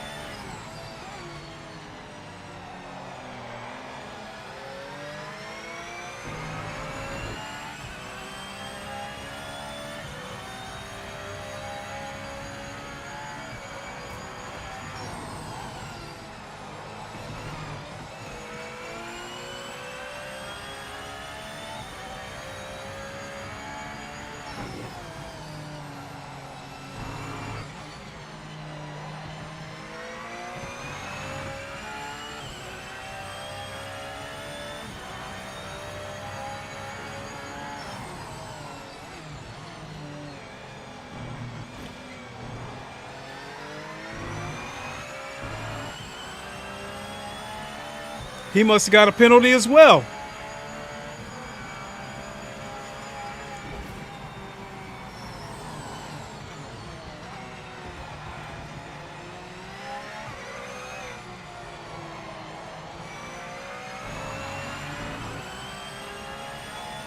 Now we got to fight.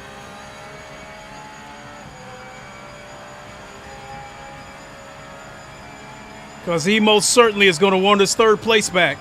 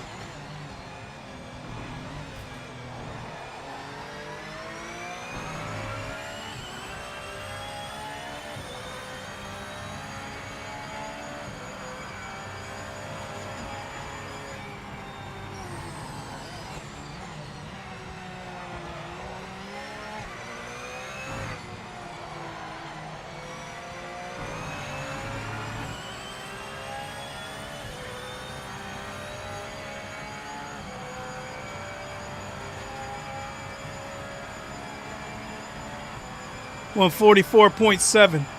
I knew we could get back into the 144s. Oh, damn it. That oscillation killed me.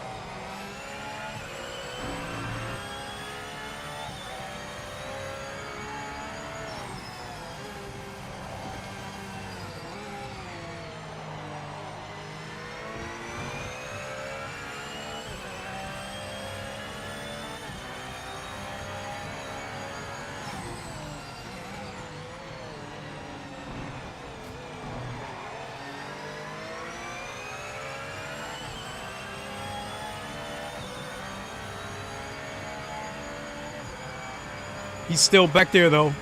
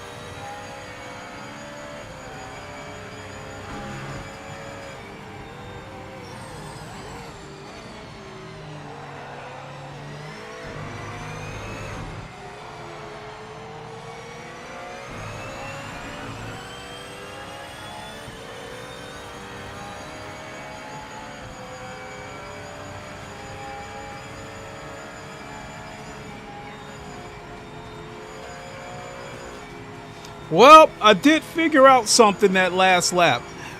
In one of the earlier races, I was complaining about the car snapping loose when I hit the brakes and start downshifting. Well, I found out now is like if I lift just a split second before I hit my brake marker, then apply brakes, the car is now stopping in a straight line. So we'll definitely take that adjustment with us next race. I'm not going to say that I threw the podium away, but I'm disappointed that I couldn't hang on to the podium.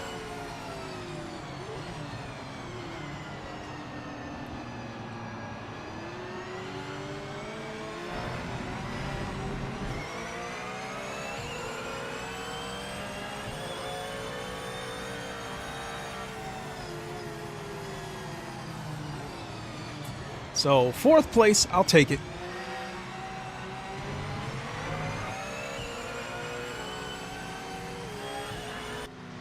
You're in the points. Good result for the team. The Corvette took 1st and 3rd.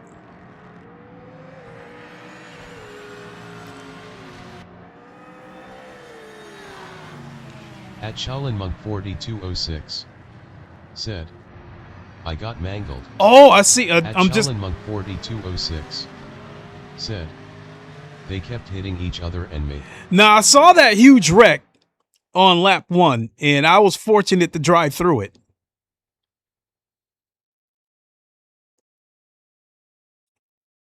Damn, next race starts in 4 minutes. Let me see here. Where am I at?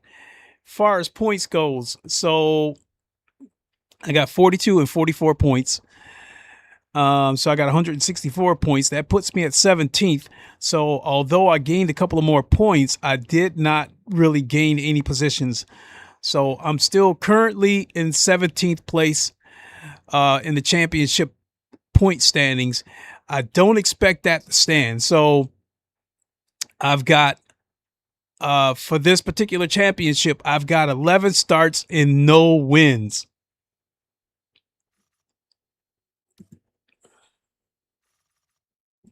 One more again, one more time.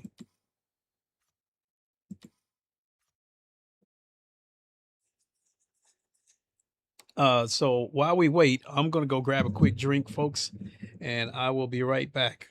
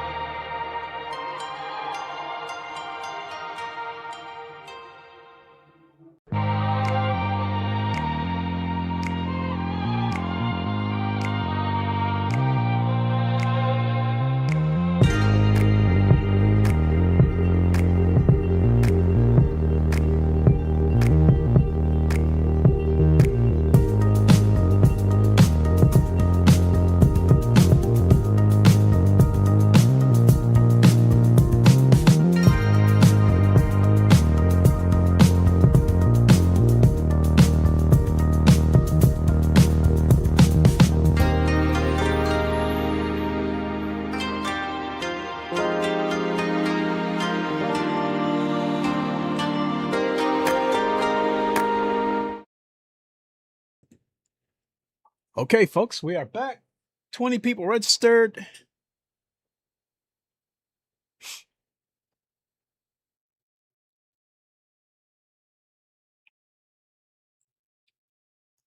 So I see the number one guy has got 208 points. So that comes to about 54 points. And I am, see, round one, that 38, that 30 and 38, not so, that 40 and 38, not so good.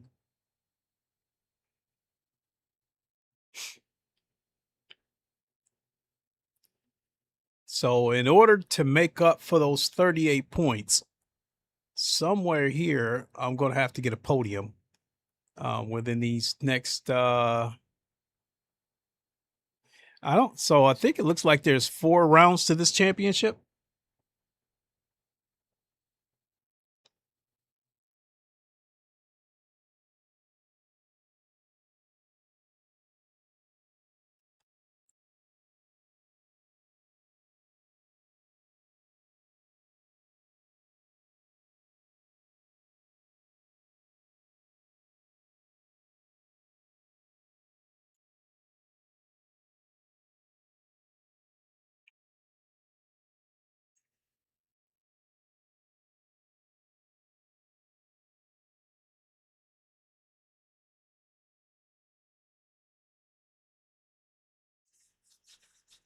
So this race, I think I'm still going to have to turn the force feedback down one more click.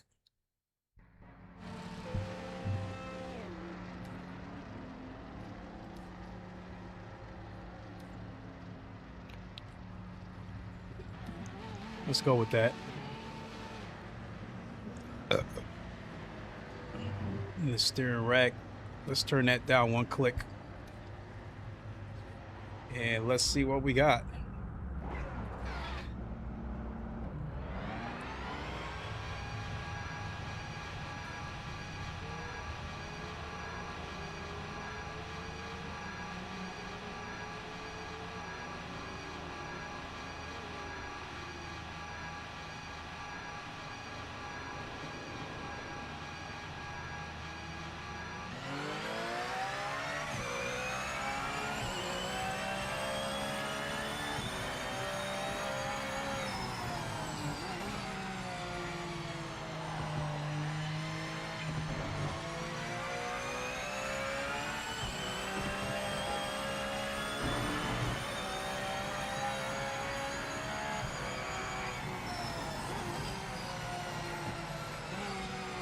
At Edward Tibble 3785 said, "Hey, tires temps were medium at best."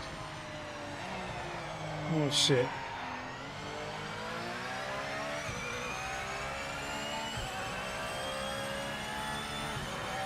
Tire temps were medium at best.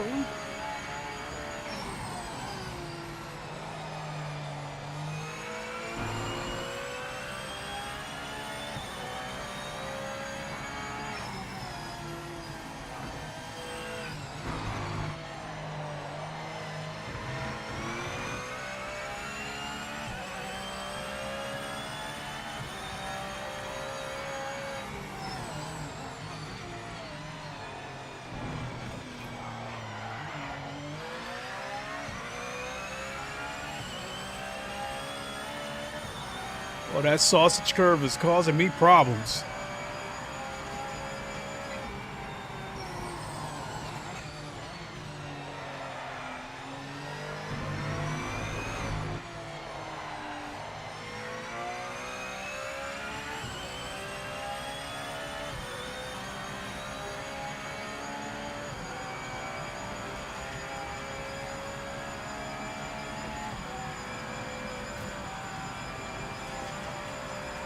At Edward Tibble 3785 said, "Hey, need more heat."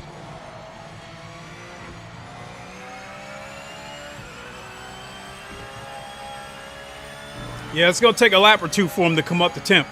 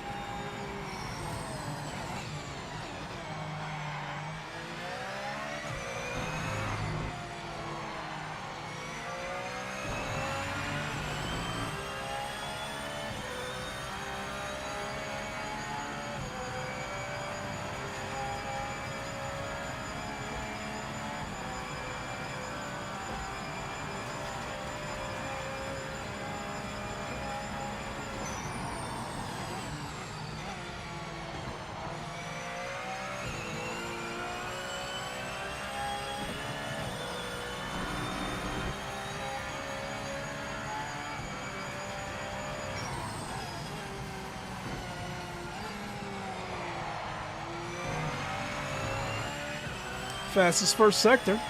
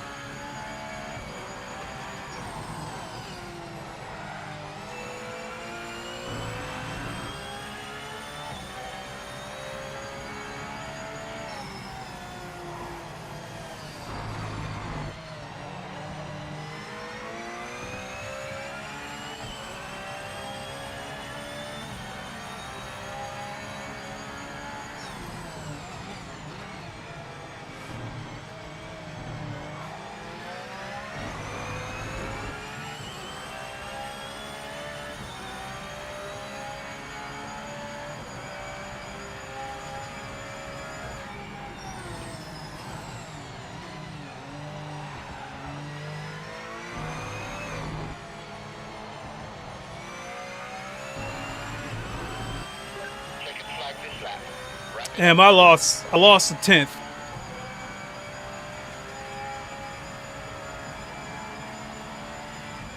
$144.9, man.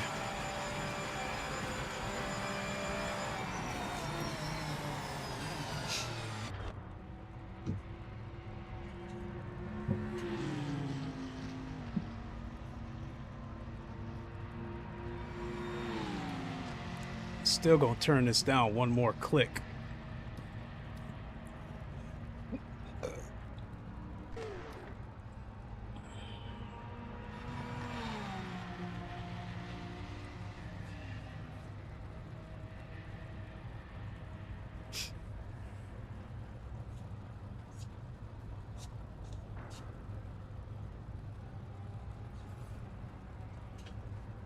See the standings. Where am I at? Am I still still 5th at the moment.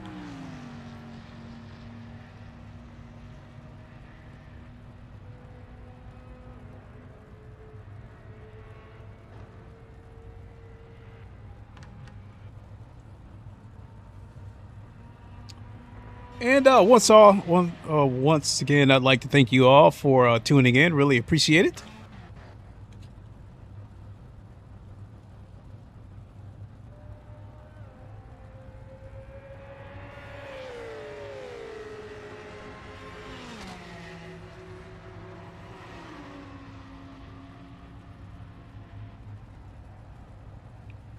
All right.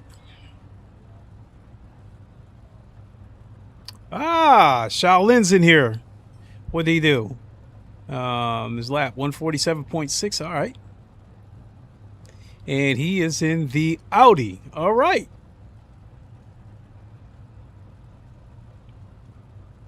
Shout out to you, Shaolin.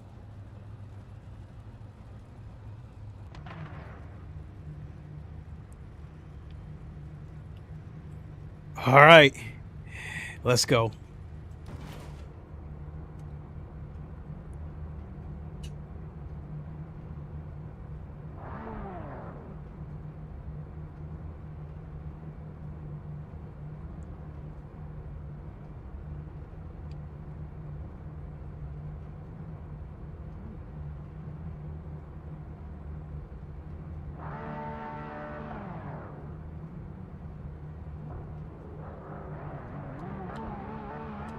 At Platinum Fox said, GLHF and be brave.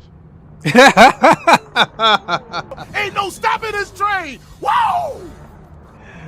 Thank you. I shall do my best. Focus on the line. Let's go.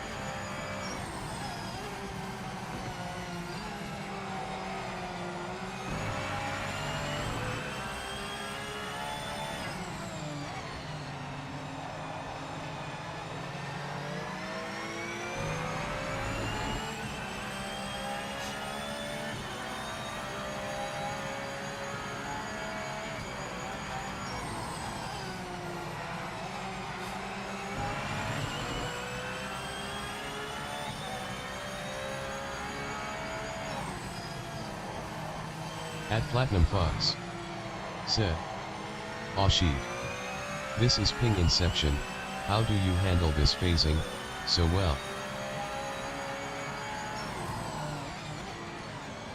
The only time I really notice an issue with ping is when I see people rubber banding. But I mean, other than this ghosting, the big problem with the ghosting is in other games when cars ghost, they become transparent. So you know that they're a ghost. That's not the case with this game. I don't know when somebody's a ghost.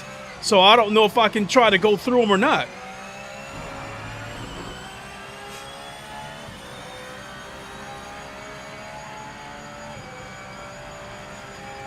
But we got an update coming soon, so, you know.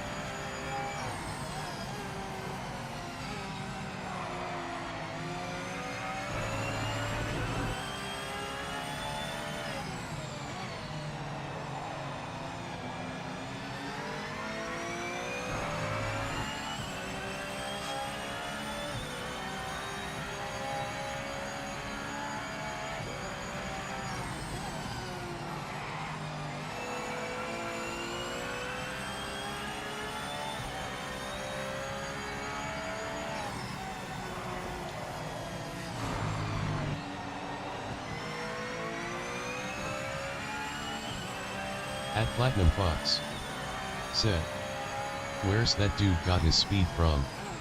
Bezo. Yeah, yeah. Yeah.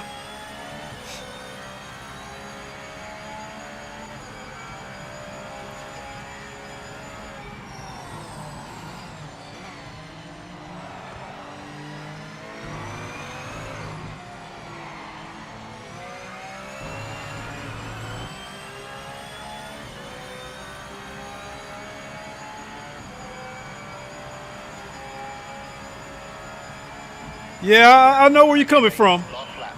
One more chance to get past. Full send now.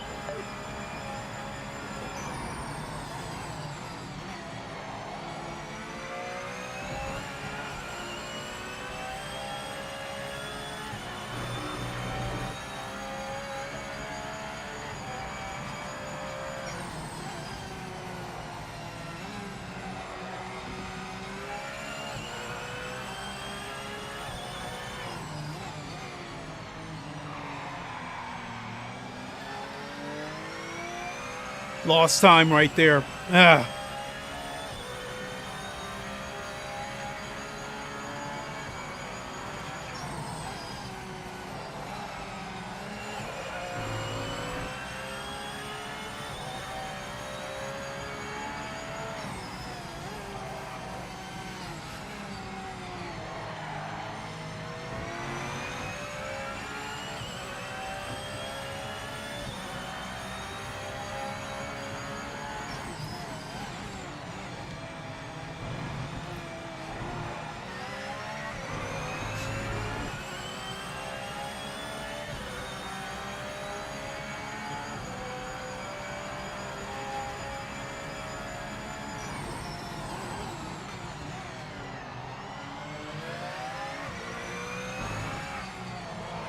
Damn it, I lost him.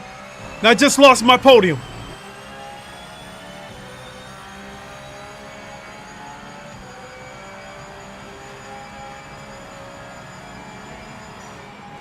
Damn, I just threw my podium away.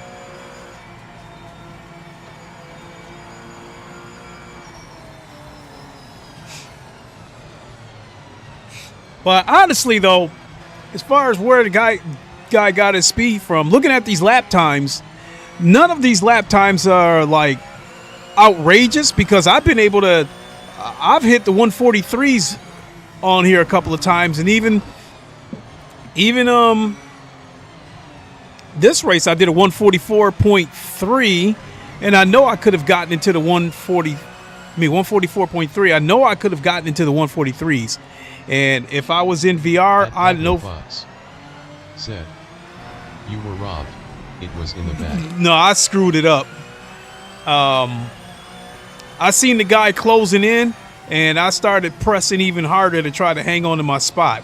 So that was all on me.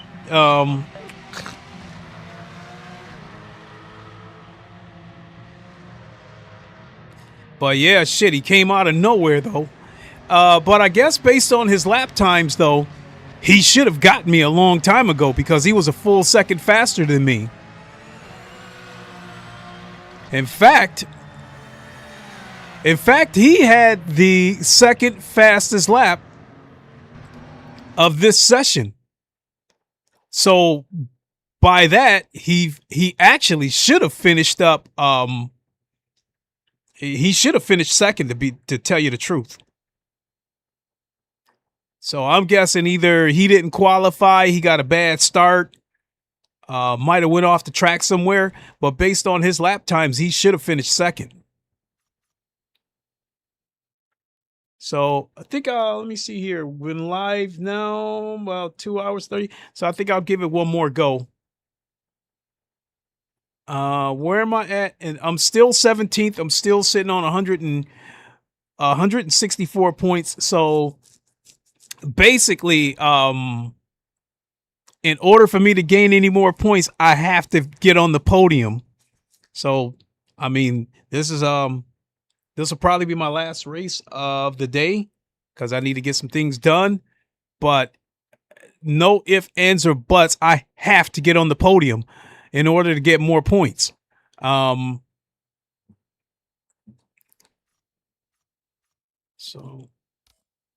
GT's register.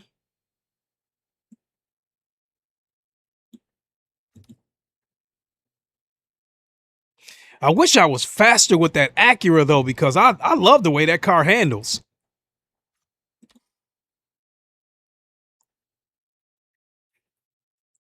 So this particular championship, I've got 26 starts, no poles, but I don't know if I can't remember if I had got a podium or not.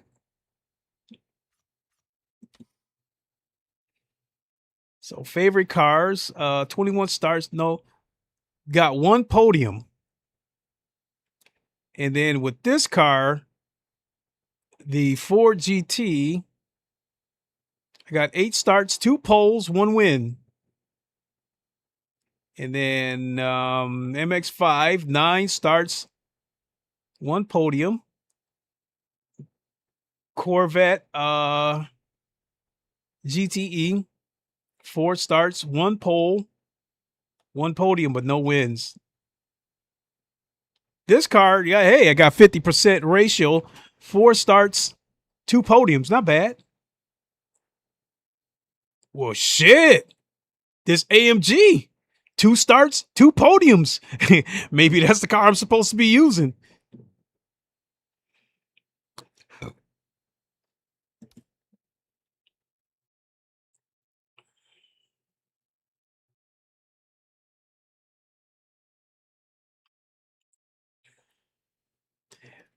Just like with all the other race games, people start to fall in at the last minute or two. So there's only 6 people registered right now, but I think by the time the race starts, there should be at least 15 people registered.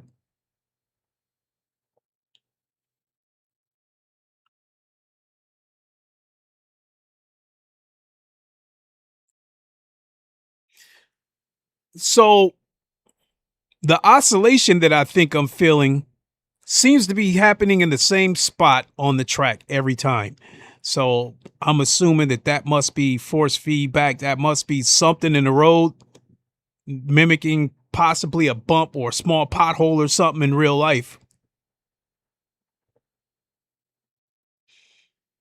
Because I keep turning down the force feedback, but I keep on feeling what I thought was oscillation at the same spot.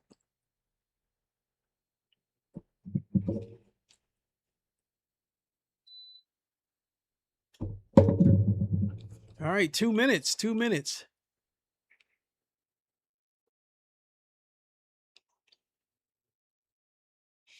I hope we get at least 15 people registered, but hell, at least 10 would be nice.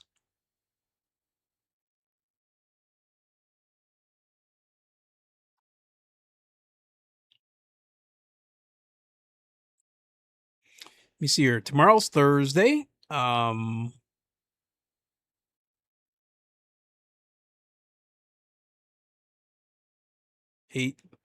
people. So as far as I know that I'm going to stream Project Motor Racing again sometime between now and Saturday. I just don't know.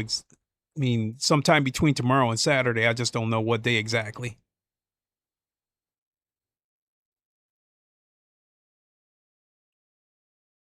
At Platinum Fox said, I'm tweaking FFB settings far more than I should, I think. You know, the force feedback, honestly speaking, for some games, the force feedback gives you the small details that you feel in the road. This game, the force feedback feels belt driven, and there's not a lot of detail on the road itself. But when you go off the track, yeah, you definitely feel all that force feedback. However, I've got base shakers on my rig, and I need those to keep me, so I get information on when the wheels lock up or when they spin, because that's where I've got my base shaker set at. Also have them set to give me a little thump, you know, when I change gears, because I like that. And I think Race Room is the only game that like where you feel that natively when you change gears, you feel that clunk. Um, Sometimes it twitches the wheel, so I really love that about Race Room with their force feedback. All right, we got 11 people.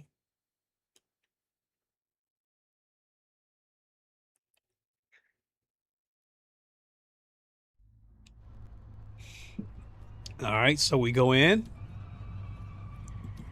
and we turn the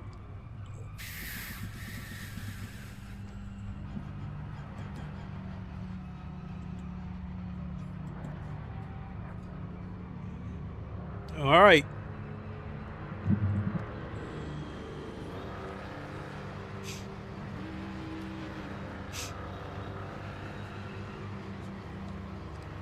Let's go. Let's go, Voltron Force.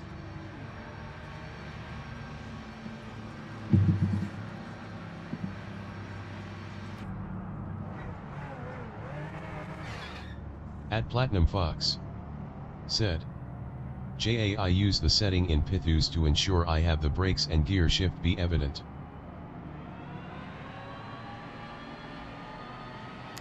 You know, the brakes and stuff like that, I got it all, you know, mapped out on my wheel so I can do it on the fly.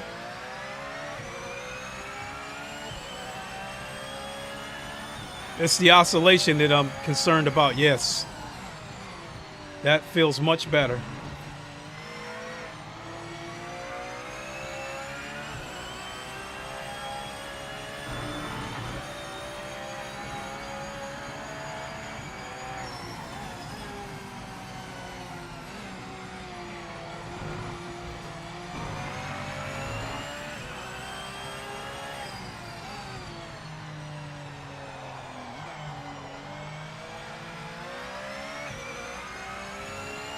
All right, I know how I got to hit that corner next time.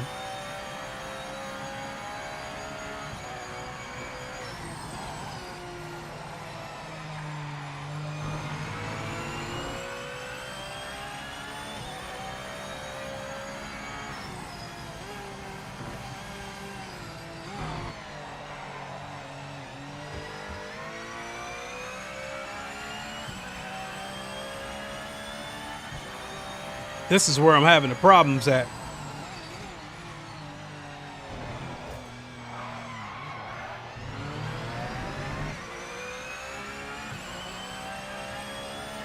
The car's hopping over that sausage and becoming unstable.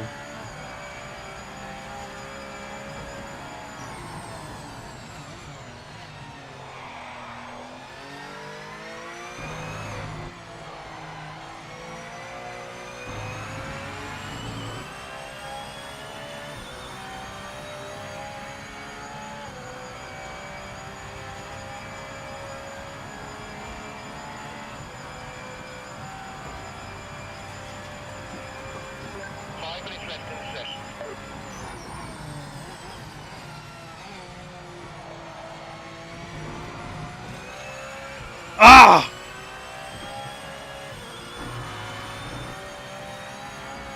Invalidated the lap.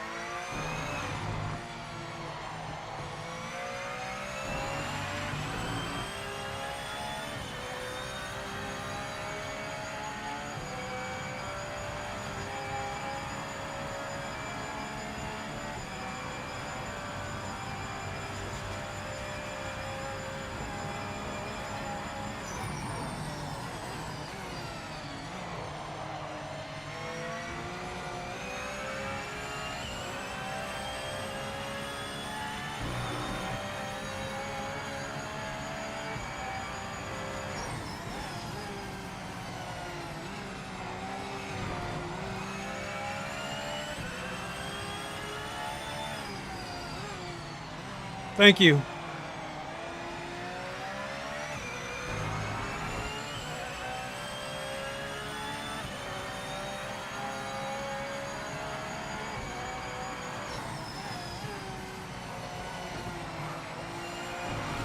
Ah, damn it!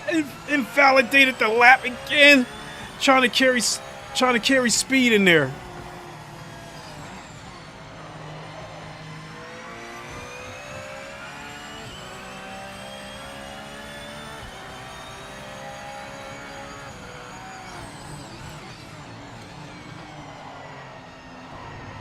Now I'm all over the place.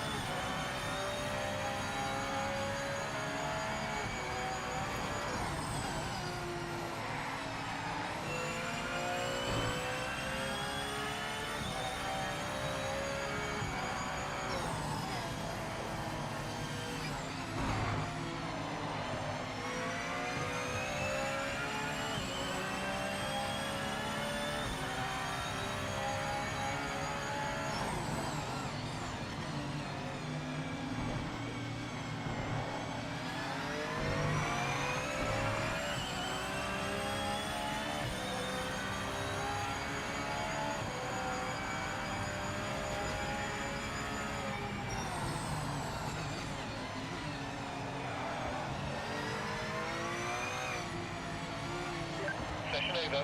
Check and flag this lap.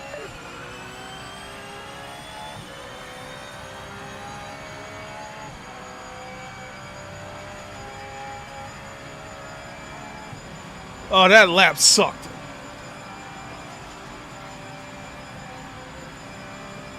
I'm currently second, but that's not going to hold up.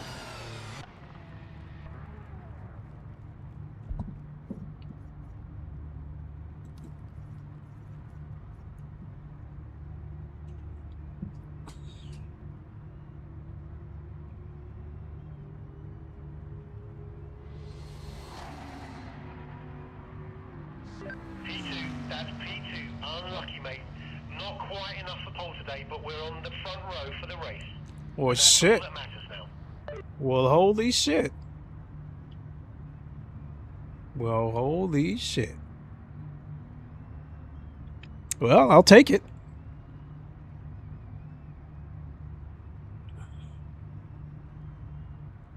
I know that I can get it. Hey, somebody's Platinum Fox said, "Lot of folks struggled set a clean one." Yeah.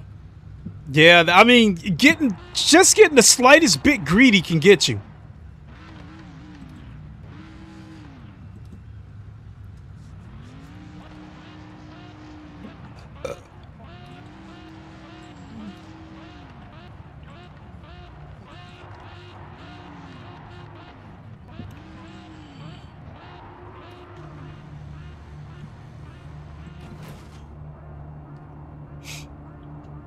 Okay, so they got us in a staggered position. All right, let's go, Voltron Force.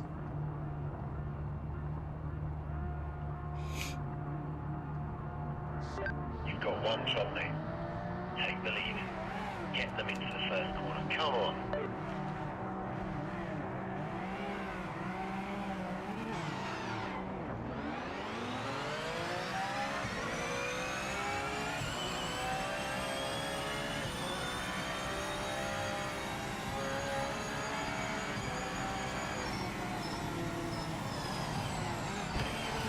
Oh! Oh my God! Oh my God!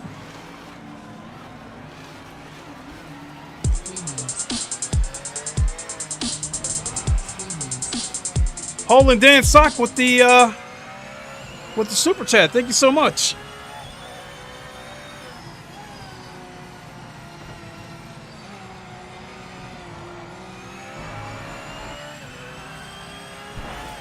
Look at this idiot! He took me out on purpose.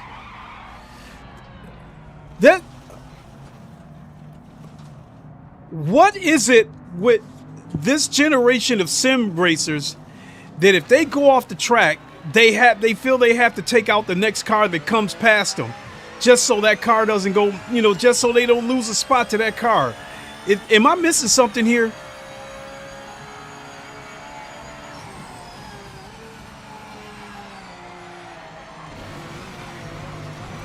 At Hole in Dan's Sock said, "Damn man, what the hell, that fool." At Necrodogs said, "People just don't want to race." No,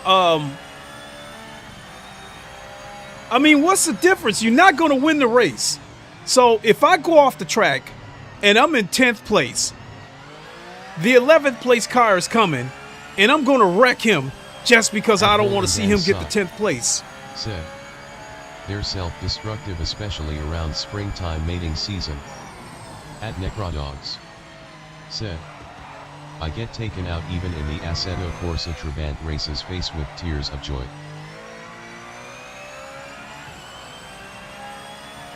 I used to think it was a regional thing. With the over-aggressive driving, I think that is a regional thing. I think At people... Hole in Dan's Sock said, "We need more prisons to lock people up in." Yeah, we need a sim racing prison.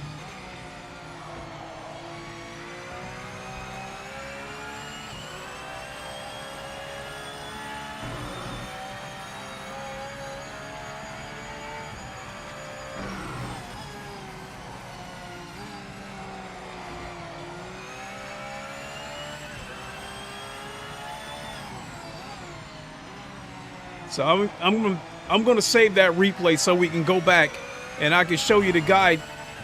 I seen it. He saw me coming and I seen him turn his car right in front of me and clip me as I was going by.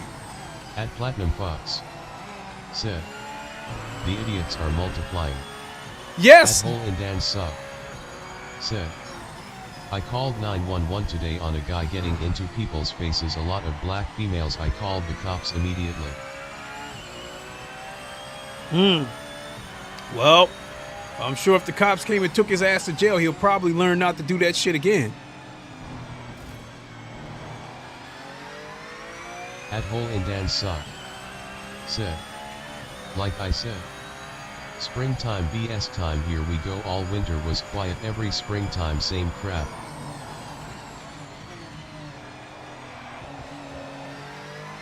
Unbelievable.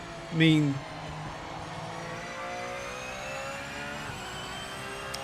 I think Platinum said it best.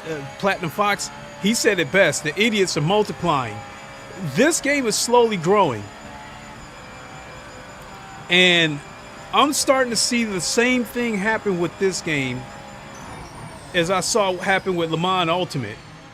When Le Mans Ultimate first launched and it was in early access, it was a gentleman's game.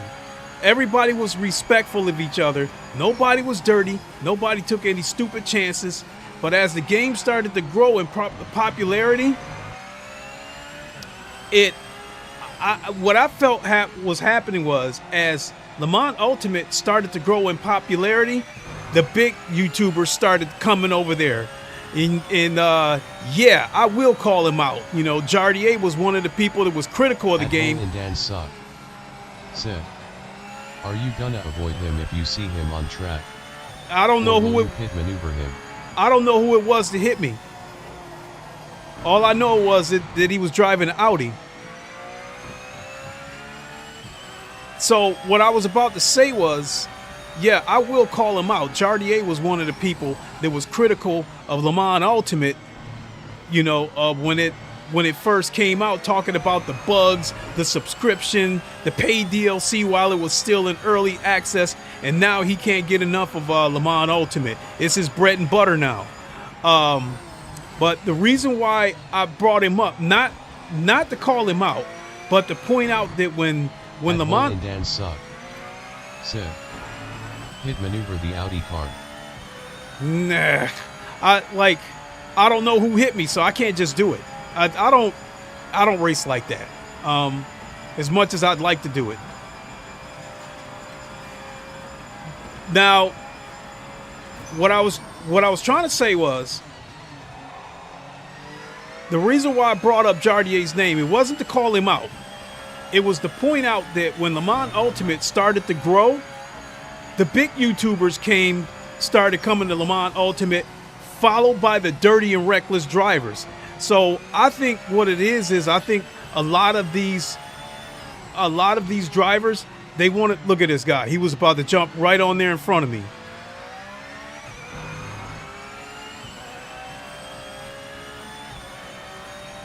I think a lot of these guys. Dan suck.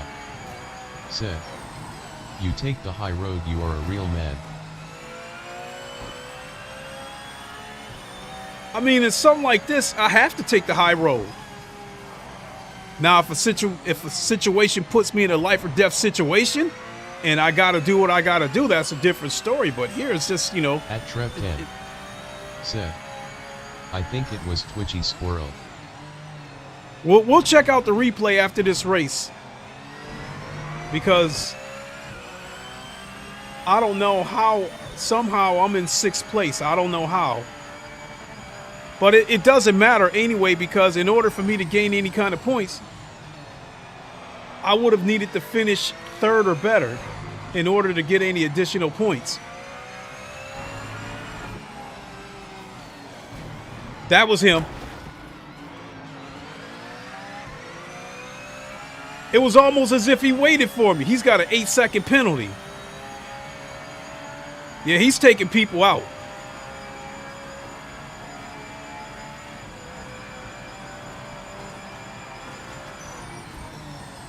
Yeah, he's taking people out. At Necrodogs said, this is why I do community races for serious stuff and public rank for the lulz.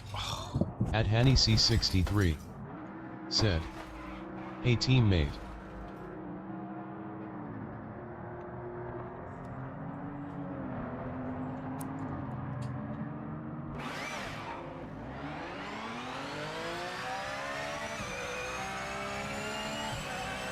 Yeah, it was clearly that guy Twitchy Squirrel.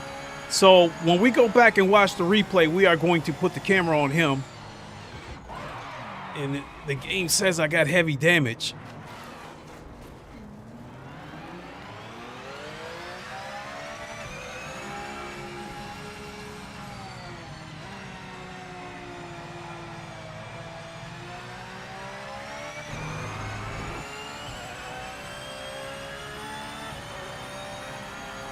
I'm not gonna lie, if I wasn't streaming, I would have just quit this race.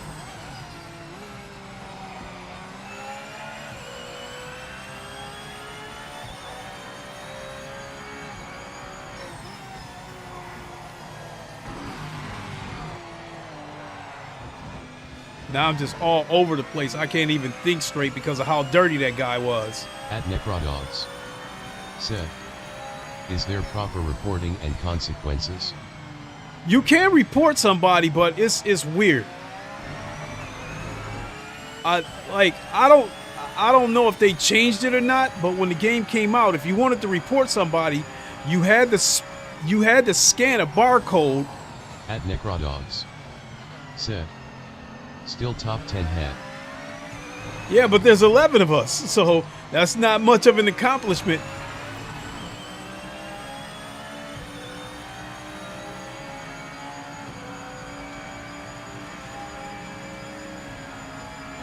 So, in the beginning, you wanted to report somebody, you had to scan a barcode, and then I think it would take you to like a sheet you had to fill out. I've never reported somebody before, so I don't 100% know how it works.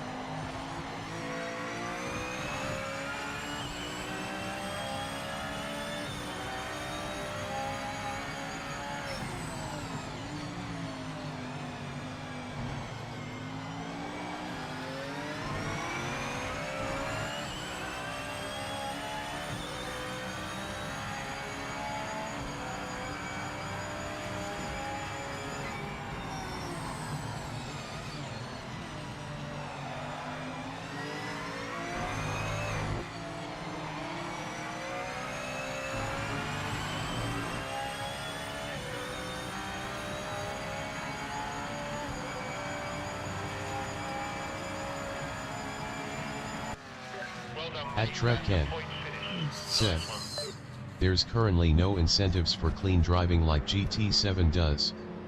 Add some gamification and the NPCs will follow.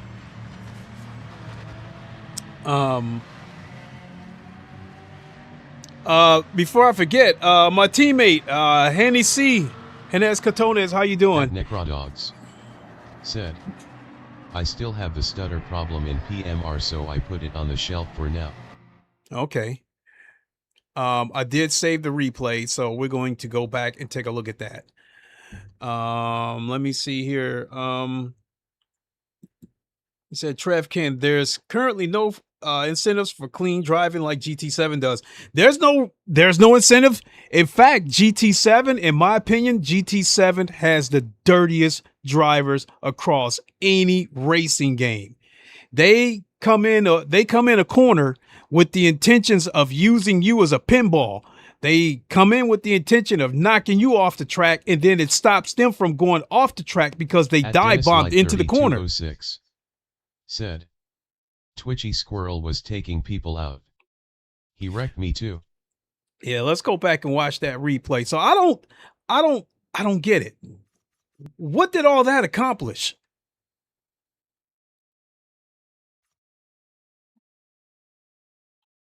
Why buy a game and you go in with the intentions of destroying? See, to me, he didn't drive like a person who's somebody knocked him off the track and now I'm just getting revenge on everybody. He was driving like his whole mission was to come in there and just destroy it right from the get-go.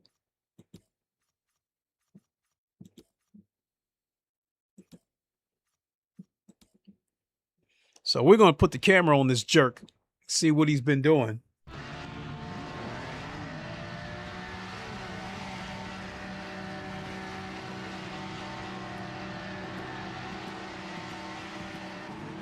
So here he is.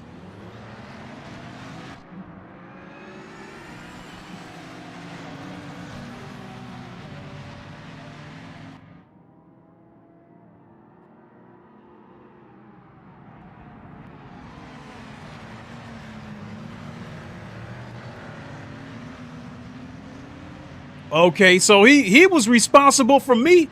He was responsible for me going off the track right from the get-go.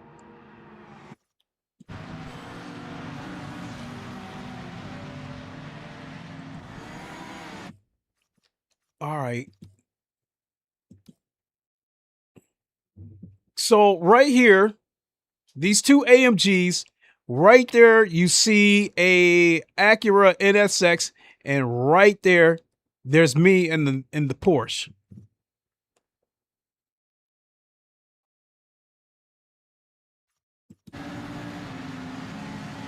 So I got it slow motion. So he caused the havoc. He single-handedly destroyed the race because he was the reason for the turn 1 wreck that sent me off the track.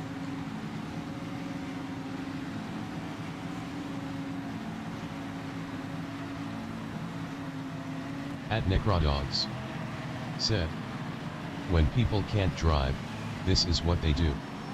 Same in all games. So look at this. He's going to hit this AMG right in front of me, like it right in front of him. It sent that AMG right into me. 5400 said, they just want to wreck you every single time. Yeah, and so look at that.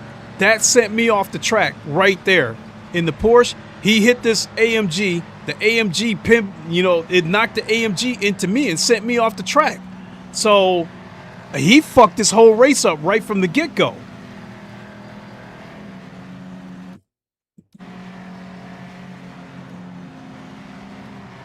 At Trevken said, GT7 SR scores make a bunch of people play fairer than PMR or Forza because they get reinforced from the reward.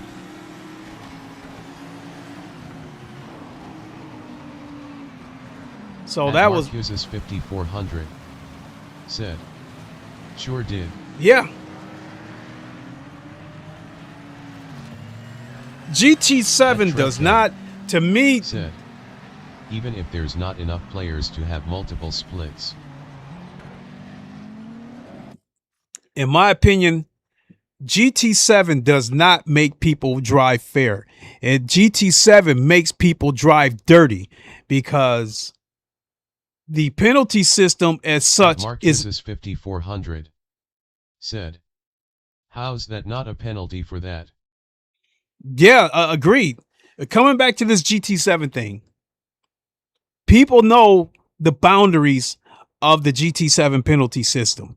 They know just how hard they can hit you, where they can hit you hard enough to send you off the track, but they don't get a penalty. Now, if they hit you from the side and send you off the track, they do not get a penalty. At Marquez's 5400 said, penalty system is ass in GT7. The penalty system is why GT7 has the dirtiest drivers across any racing game. So the GT7 drivers, they're not dirty because they went out of their way to be the dirtiest. They're the dirtiest because of the shitty penalty system that lets them get away with murder. And that was one of the reasons why I stopped streaming GT7. I mean, when GT7 first came out, I was doing a lot of GT7 streams. And then when it got PSVR 2 support, because I race in VR, I was doing a ton of PSVR 2 streams on GT7. Said, Squirrel Dude is terrible. I've seen him a few times. Yeah, I'm going to have to see what it takes to report this guy. So I'll advance the video here in a second. GT7. Let's put it this way. This twitchy squirrel guy, he would be right at home on GT7. That's how dirty the people are on GT7. This guy on GT7, he would be just another face in the crowd.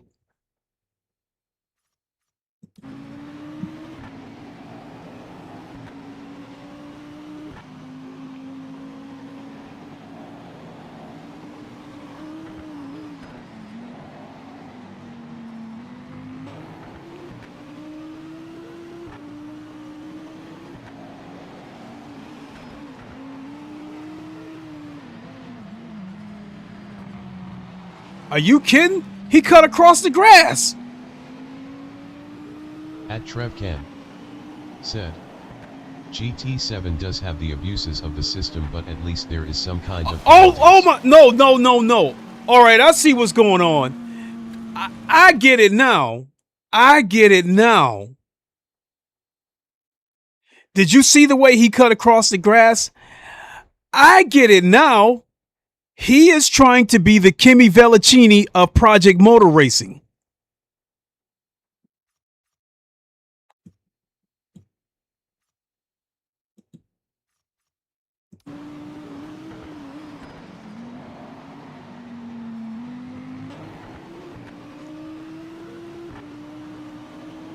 So he sees a car right there.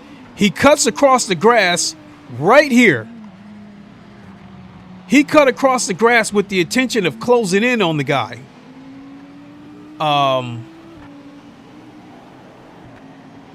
You know what? This guy's plan might have just worked. I might have just took the bait.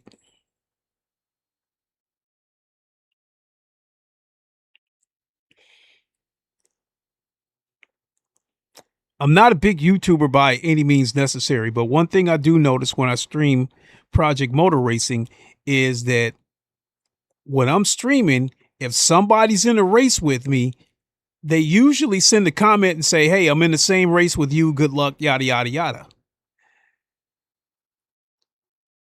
And DPew, I think he was in the chat earlier, and I believe he just subscribed to the channel. So shout out to DPew.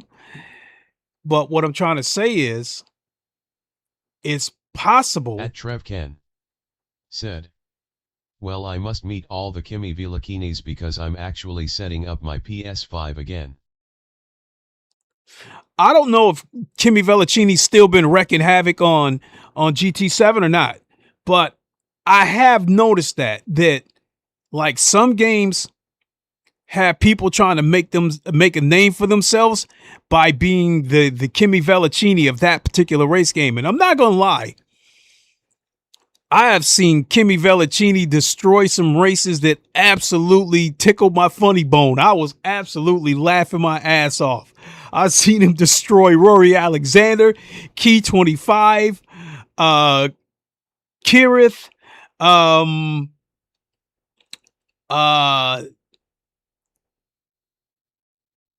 I forgot the Swedish guy's name. That does GT7. Nafant. I don't know if Kimi Vellicini got him or not, but I know he did a video saying that, you know, they got to do something about this penalty system so we can get rid of people like him. And you're going to see it when this guy cuts across this grass. He cut across the grass full speed and locked onto another car and went up and hit him. So what I'm trying to say is that it's possible the guy might have known that I was streaming and went out of his way to destroy this race. And I may have taken the bait and showing this guy's highlight reel and putting his name out there and showing who he is.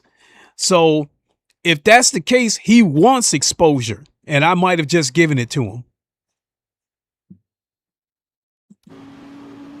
Look at this.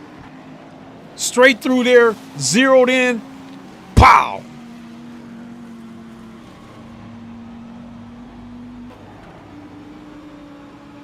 At Necrodogs. Here we go. Wait a minute. Here we go again. To be fair, Kyrie kind of asks to be destroyed. Tongue sticking out.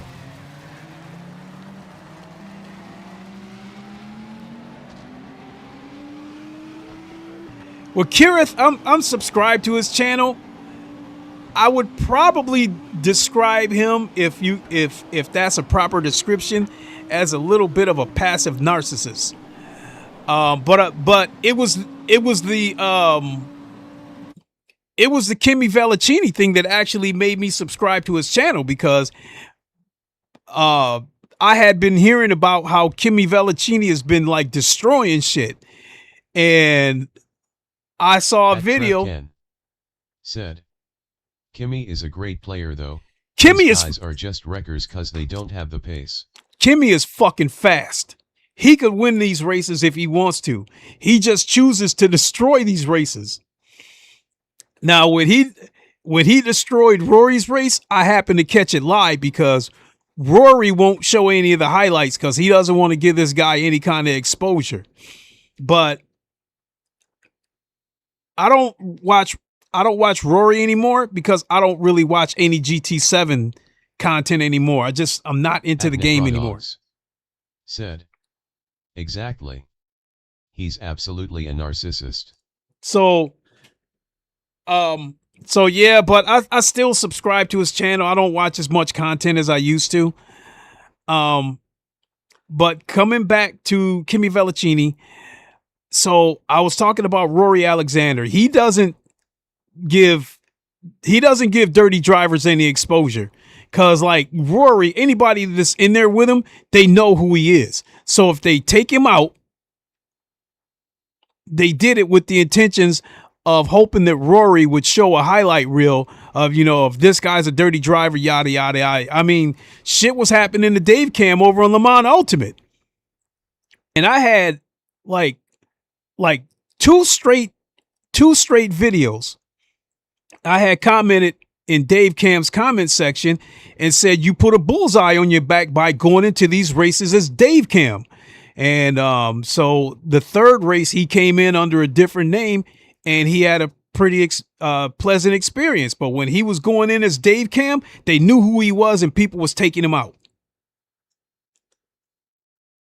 So I don't know if this twitchy squirrel, I don't know if he knows that I'm a streamer or not, but he obviously set out to destroy this race.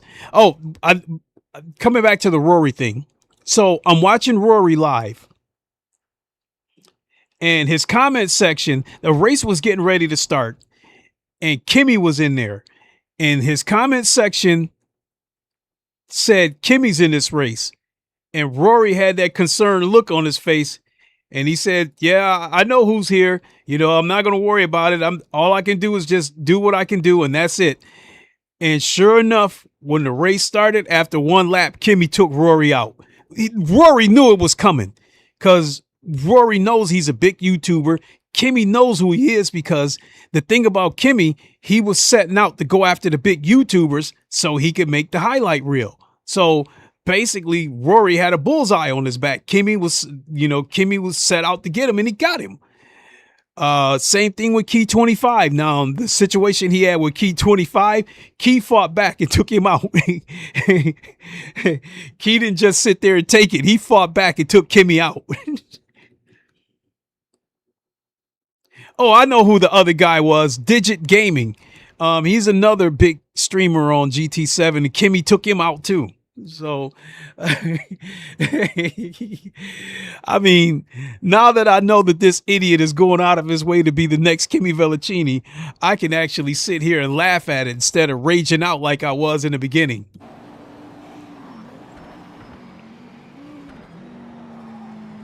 Uh-oh. Nope, he let him go. So he's doing the Kimmy thing. Anybody who's already off the track, he's not concerned about them. He's just zeroed in on who's in front of him.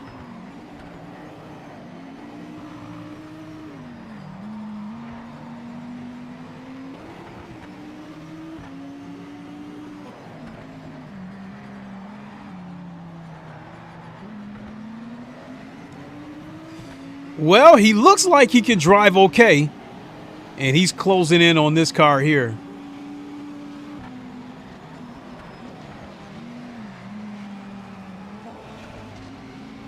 He drives like he might be using a controller, but he is keeping the car on the race line. He can halfway drive.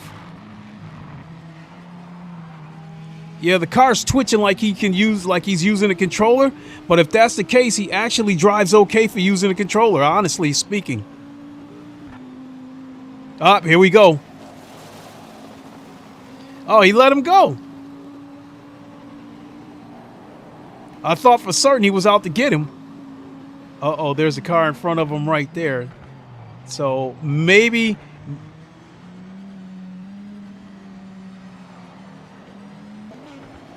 maybe he was doing what he did. Well, he definitely hit that guy when he went across the grass. He zeroed in on that guy. But, so at this point, he's in 4th place.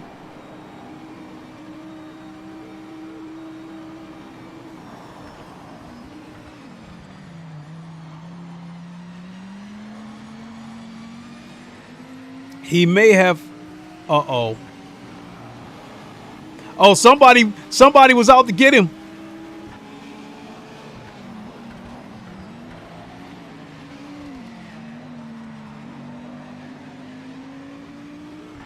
It looked to me like that Porsche might have tried to get him back.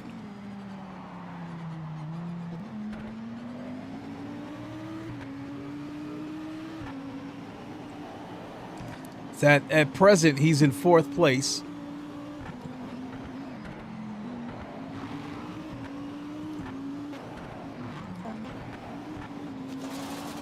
Oh, he cut across the grass. Hold on.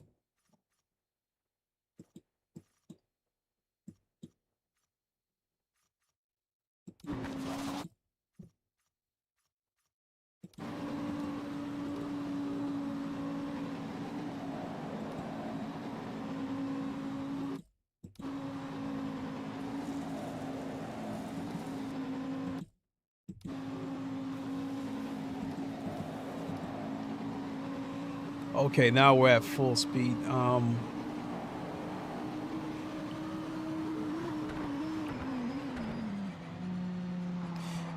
So this guy might have found an exploit, because he definitely cut across the grass.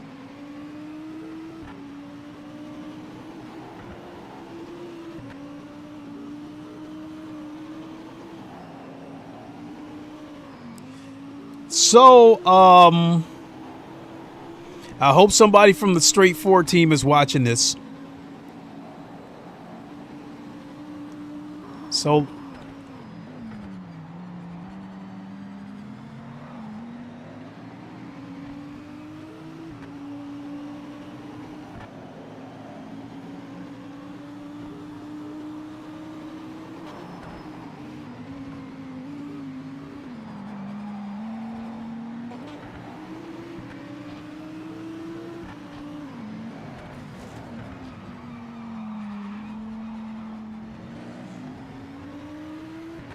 Okay. So I think he found the glitch.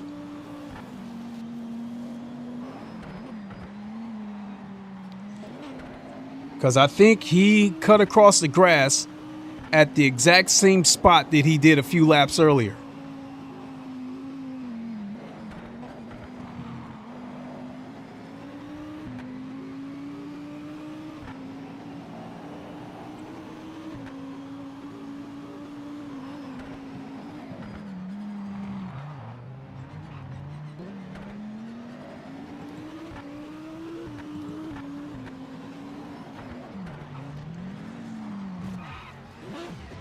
Oh, he lost it.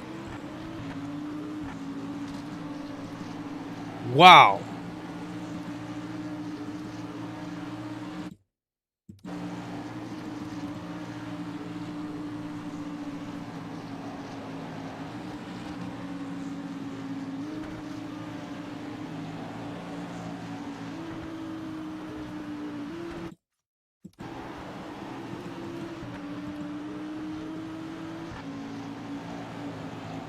Look at that. When the guy went underneath him, he tried to put the guy into the wall.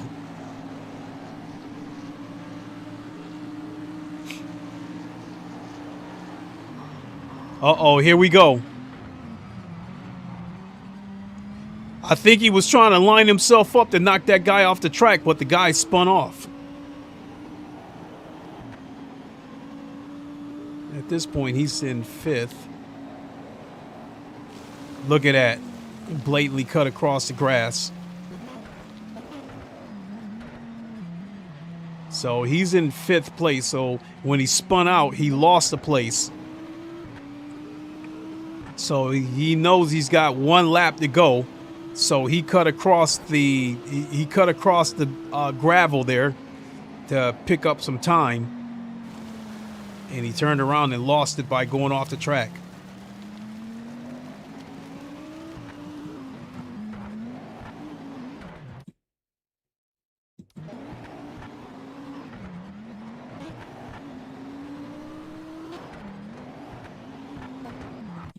Oh, earlier, I think somebody made a comment about, the PS5 versus the PC version. And I was saying that, get the PC version because in addition to having the freedom of having the freedom to choose what you want as far as the settings, the resolution, the frame rate. In addition to that, you can save the entire replay, whereas on console, it only lets you save like the last 30 seconds. And I think if you want to see the replay of the entire race, I think you have to watch it as soon as the race is over. And then once you leave that session, that's it. You can't go back and watch it. The only thing you can do is go back and watch the last 30 seconds, provided you saved it.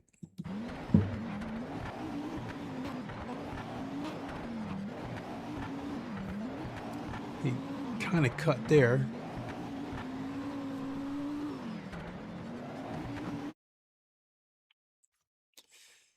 Okay, so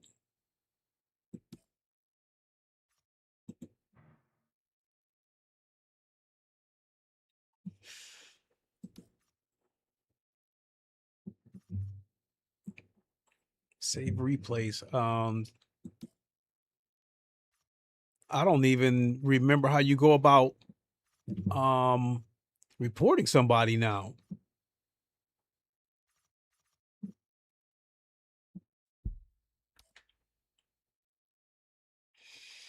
But yeah, I'll put the word out about this guy. I don't think Boris may not run into him because Boris is a Division 1 with the rank races. But I do think Jester, I'm not sure what his rank is, but it's possible the Jester could run into him. Metz doesn't really mess around with the rank races that much. He does community races, so Metz probably wouldn't run into him. Think EJ, I think he mixes it up. He might do it. So I think I will do that and get the word out to EJ and Jester, and then they can take the appropriate steps to try to see if they can get that twitchy squirrel banned.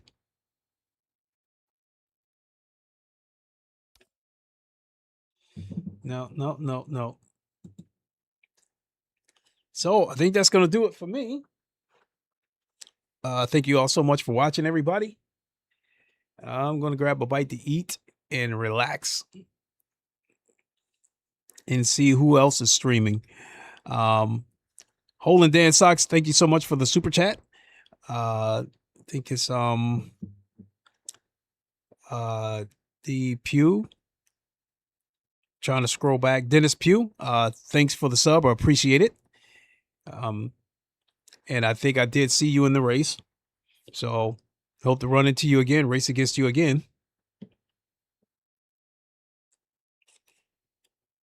And that is it. I know that I'll be back sometime between tomorrow and Saturday. I just don't know which day. Probably more likely to be Friday or Saturday, because it'll be the weekend and I won't have to wake up for work the next morning. So it more likely it'll be Friday or Saturday. But if the moment strikes me, then I could possibly go live tomorrow. But yeah, at the moment, look for me to come back Friday or Saturday. So once again, folks, thanks so much for watching. Really appreciate it. That was today was quite entertaining. I think that I saw a moment that was bittersweet with Project Motor Racing.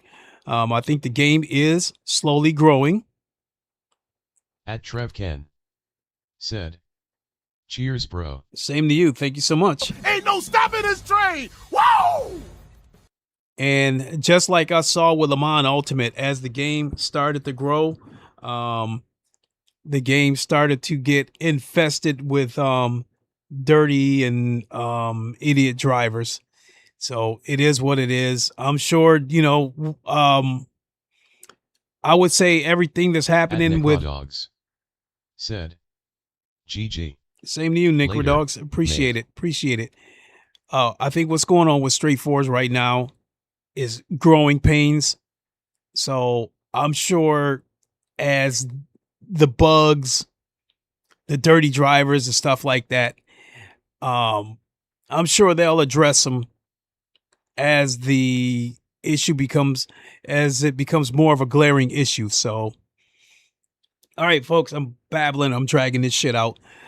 Thanks for watching. We'll see you on the next one. Until then, you all know the line. Wakanda forever. Long live the king. And deuces. Have a good one, everybody. We'll see you soon.